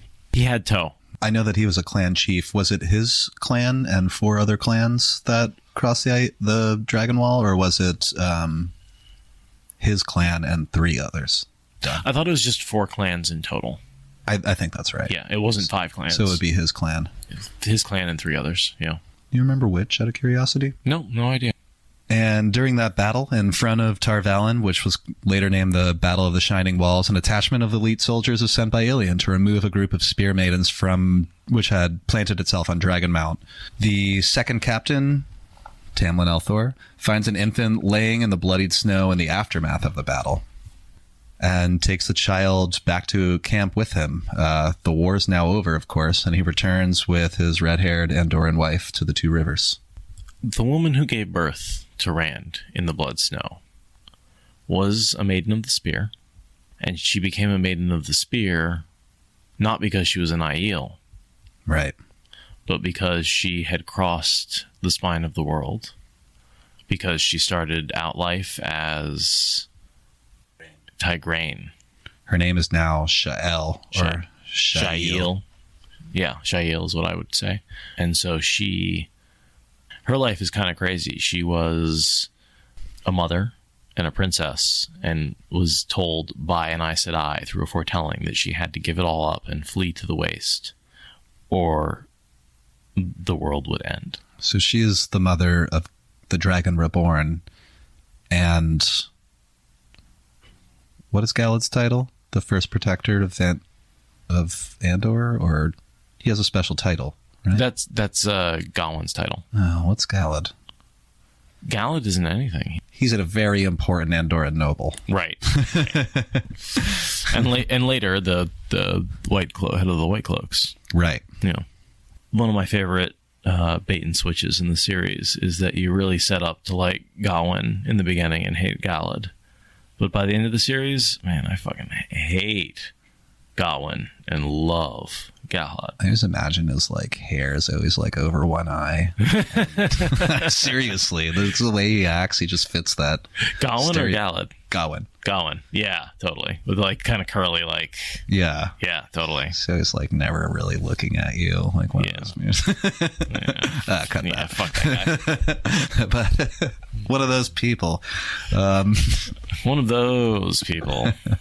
New Era 983, we see evidence that Ishmael has begun work with the Black Aja again. New Era 984, Tarangale de Madrid is assassinated by Tom Marilyn, who's Morgase's lover. Go back a little bit. I want to know about this evidence. Hold on. We'll get to Tom. Oh, I'd have to look. Okay. I just see that he reappears on the scene. I just thought I'd throw it out there because we're close. This early? I thought he didn't appear until significantly later. 983. Yeah, that's what I had. Yeah, 3 years. Wow. That's after Rand's born, right? Slightly before. Oh, wait. No. Oh, no. No, No, after. no. So loud. Aaron, son of Milan, son of Senar. By the way, this is straight out of the Wheel of Time wiki. I'm just going to read this out loud to you and see what you think. Had a theory based on Ishmael being thrown out and touching the world for specific periods of time. Aaron had heard claims that people had encountered him as long as 40 years after the sealing of the boar. Using lost manuscripts, Aaron concluded it might have taken some time for Ishmael to be brought into the prison with the remainder of the Forsaken, and it might possibly have been thrown out in a regular cycle. There is ample evidence now to show support for this hypothesis, such as interviews from Dark Friends saying that as early as 983 New Era, they were receiving instructions from someone calling himself Baal Zaman. Here on the fan wiki, it's saying Ishmael's final cycle of freedom occurred as the seals on the Dark One's prison were weakening, resulting in him being permanently released from the Dark One's prison in 997. At some point, before the other Forsaken were released, he was informed by the Black Aja that the dragon had been reborn. That's a little annoying. It doesn't seem like there's any evidence that he was released that early. It sounds like speculation. Yeah, it sounds like he was released around 997, shortly before the Eye of the World. Because I'm a big fan of the character. New Era 984, Tarangel Demadrid is assassinated by Tom Marilyn, who's Morgase's lover. Yeah, he's a little bit of a tricky bastard, isn't he? Well, I looked into it a little, and it sounds like Tom believed that Tarangel was going to assassinate Morgase and killed him first. Good for him. And we've got to believe him because he's pretty much always right. Yeah, he understands what's going on behind the scenes all the time. The Gray Fox. I'll go over this quickly, but around that time in 984, there's this incident with the Red Aja and Tom's nephew. Now, I want to mention that people who have read this will know what I'm talking about, and this is the reason Tom mistrusts Aes Sedai, is because Owen is gentled outside of Tower Law. Tom, in Morgase's court, confronts Elaida publicly, and this triggers a meeting at the Hall of the Sitters, where the Red Sitters are exiled from the tower. This event becomes known as the Vileness. It looks like that happens by 988. And at this point, Swan is raised Amerlin after the death of 3 Amerlins in a short period of time. We don't know exactly what happens there, but there's clearly a lot of bad tension in the tower with these Red Sitters being exiled, and the reason likely Swan is raised, who's very young and very powerful. They're sick of them dying. I think they all died because they were old. Really? That was actually like an issue. That's why they went with someone who was so young. Yeah. Because the last 3 had died because they were just ancient. Because I think she's only 50 or 60 years old at this point. Well, I think she's only 50 or 60 at the beginning of the series in Eye of the World. Yeah, so she may be even younger at this point. Yeah. Between New Era 993 and 987, 3 false dragons in Kandor, Eridamon, and Ilion declare themselves and are eventually caught and gentled. The pattern is crying out for a dragon. In New Era 996, Padden Fane is summoned to Shale Ghul and remade by the Dark One to be his hound. And in 998, Loghain, another false dragon, is captured. So we're getting right up to the beginning of the Eye of the World here. These are sort of the last events leading up to the rumors that we hear in Chapter 1. Right. The very last rumor that does happen before the book begins. Padden Fane brings the rumor of war. Right. And that's war in Geldon. Geldon, yeah. So, so as we get to Chapter 3, the folks in the Two Rivers are essentially hearing very old news. Right. Right, and that's what's going on at this point. Funny. Yeah. They're all worried about it. It's over. It's done. Tom laughs at them, basically. He's like, that's old news. Even in Barillon, which is the last place, well, maybe not the last place. He says something just like that, yeah. Well, I guess you guys are the last place to I guess find there are anything. some people underneath rocks that haven't heard this yet. Right, yeah, but it's over by the time it gets to them. So that's old history. But that pretty much catches us up to the beginning of chapter 1. Yeah. You know, we got a lot of characters scattered all over the world doing their thing, and we'll meet them one by one and go into their history in a little more depth. And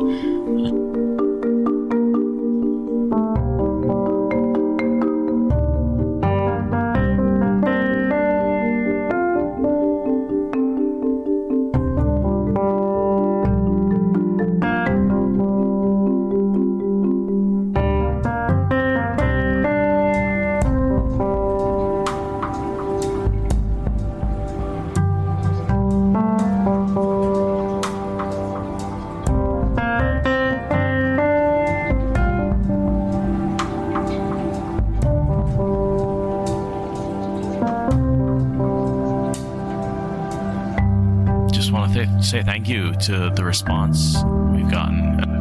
I do want to say something about the number of downloads that we've gotten online for less than an hour of content. I've been surprised, sort of overwhelmed, but it's not like a huge amount of activity, but to like have any is kind of surprising. Yeah, I just, we posted one episode and we were expecting like 5 downloads for total. like over 3 days. The amount of downloads doubled. Right, each day. It was just incredible. By the 3rd day, I was like, how long is this going to keep going? And then interested. I think that shows just how much interest there is in the series. That the 2 guys sitting at their kitchen table can and talking for an hour can get a bunch of attention almost immediately. Yeah, that's awesome. Yeah. So, let's keep this thing going. I am really excited to see what they're going to do with the TV show. Me too. And simultaneously excited and sort of dreading when something terrible comes out. Oh yeah. It's like, now this is what everybody thinks of this wonderful fantasy series. That I know, but I'm going to maintain a positive attitude about this because the rest of the world sucks. So I'm basically going to assume that that my favorite thing is going to be given the treatment it deserves. If only. All right. So here's my philosophy. Okay. Harriet picked Brandon Sanderson. Harriet picked the guy who's running the show. She was right once. Yeah. I trust Harriet. And I was thinking while you were saying that just now, this is the same thing that I said about the Sanderson books. I was like, I'm prepared to be disappointed, sure, but I have to see it anyway. Right. So of course I'm going to watch the series. I'm just, I guess, withholding judgment because I'm afraid to get my hopes up. I'm still WWHD. What would Harriet do? Thank you for listening to the Wheel of Time Spoilers podcast. Rate us in the Apple Podcast app or support us on Patreon. Is that good enough?